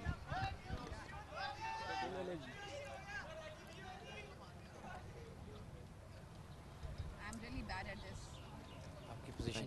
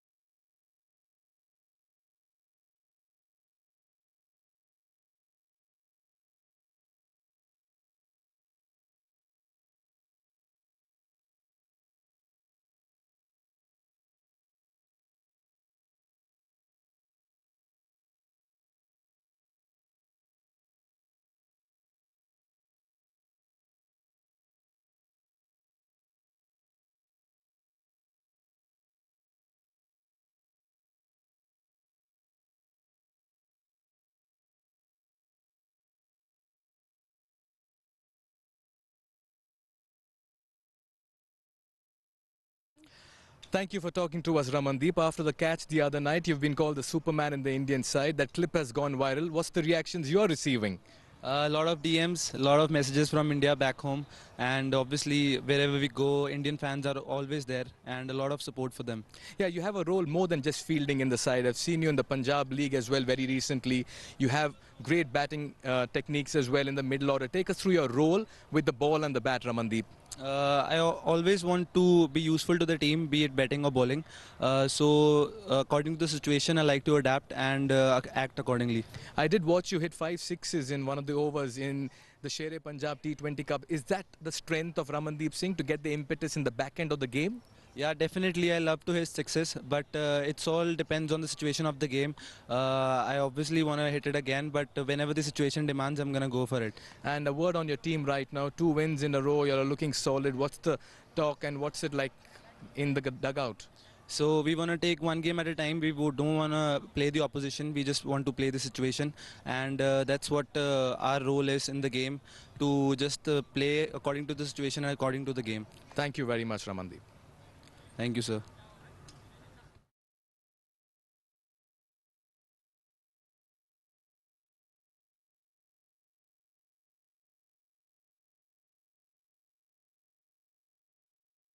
Right on है on है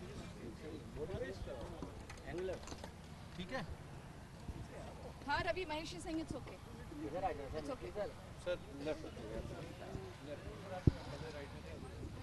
Yeah, English. it's over Yeah. I will tell you to wait for 3 seconds 30 plus in the first match, 2 wickets, right? yeah silence here 10 seconds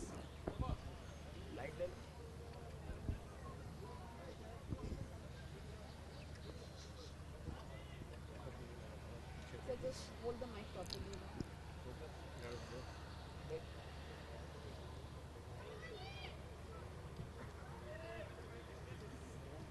in 5 4 3 2 1 Thank you for talking to us, Amir Kaleem. What a comeback you've made in this tournament. You've been out of the side for a while, but plus 40, I must admit, but you've really defied age and logic. How do you manage to do it?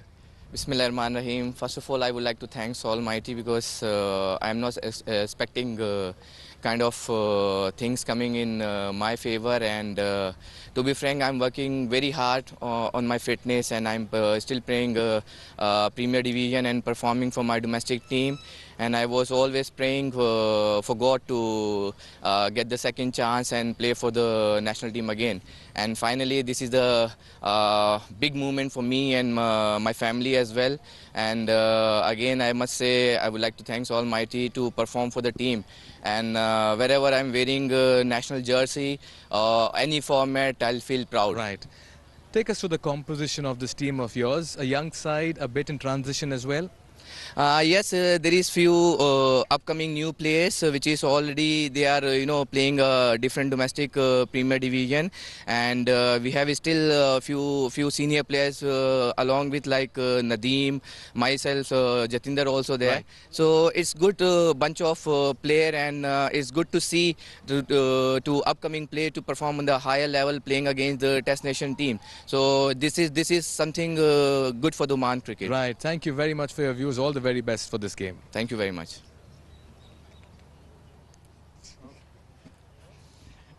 Thank you.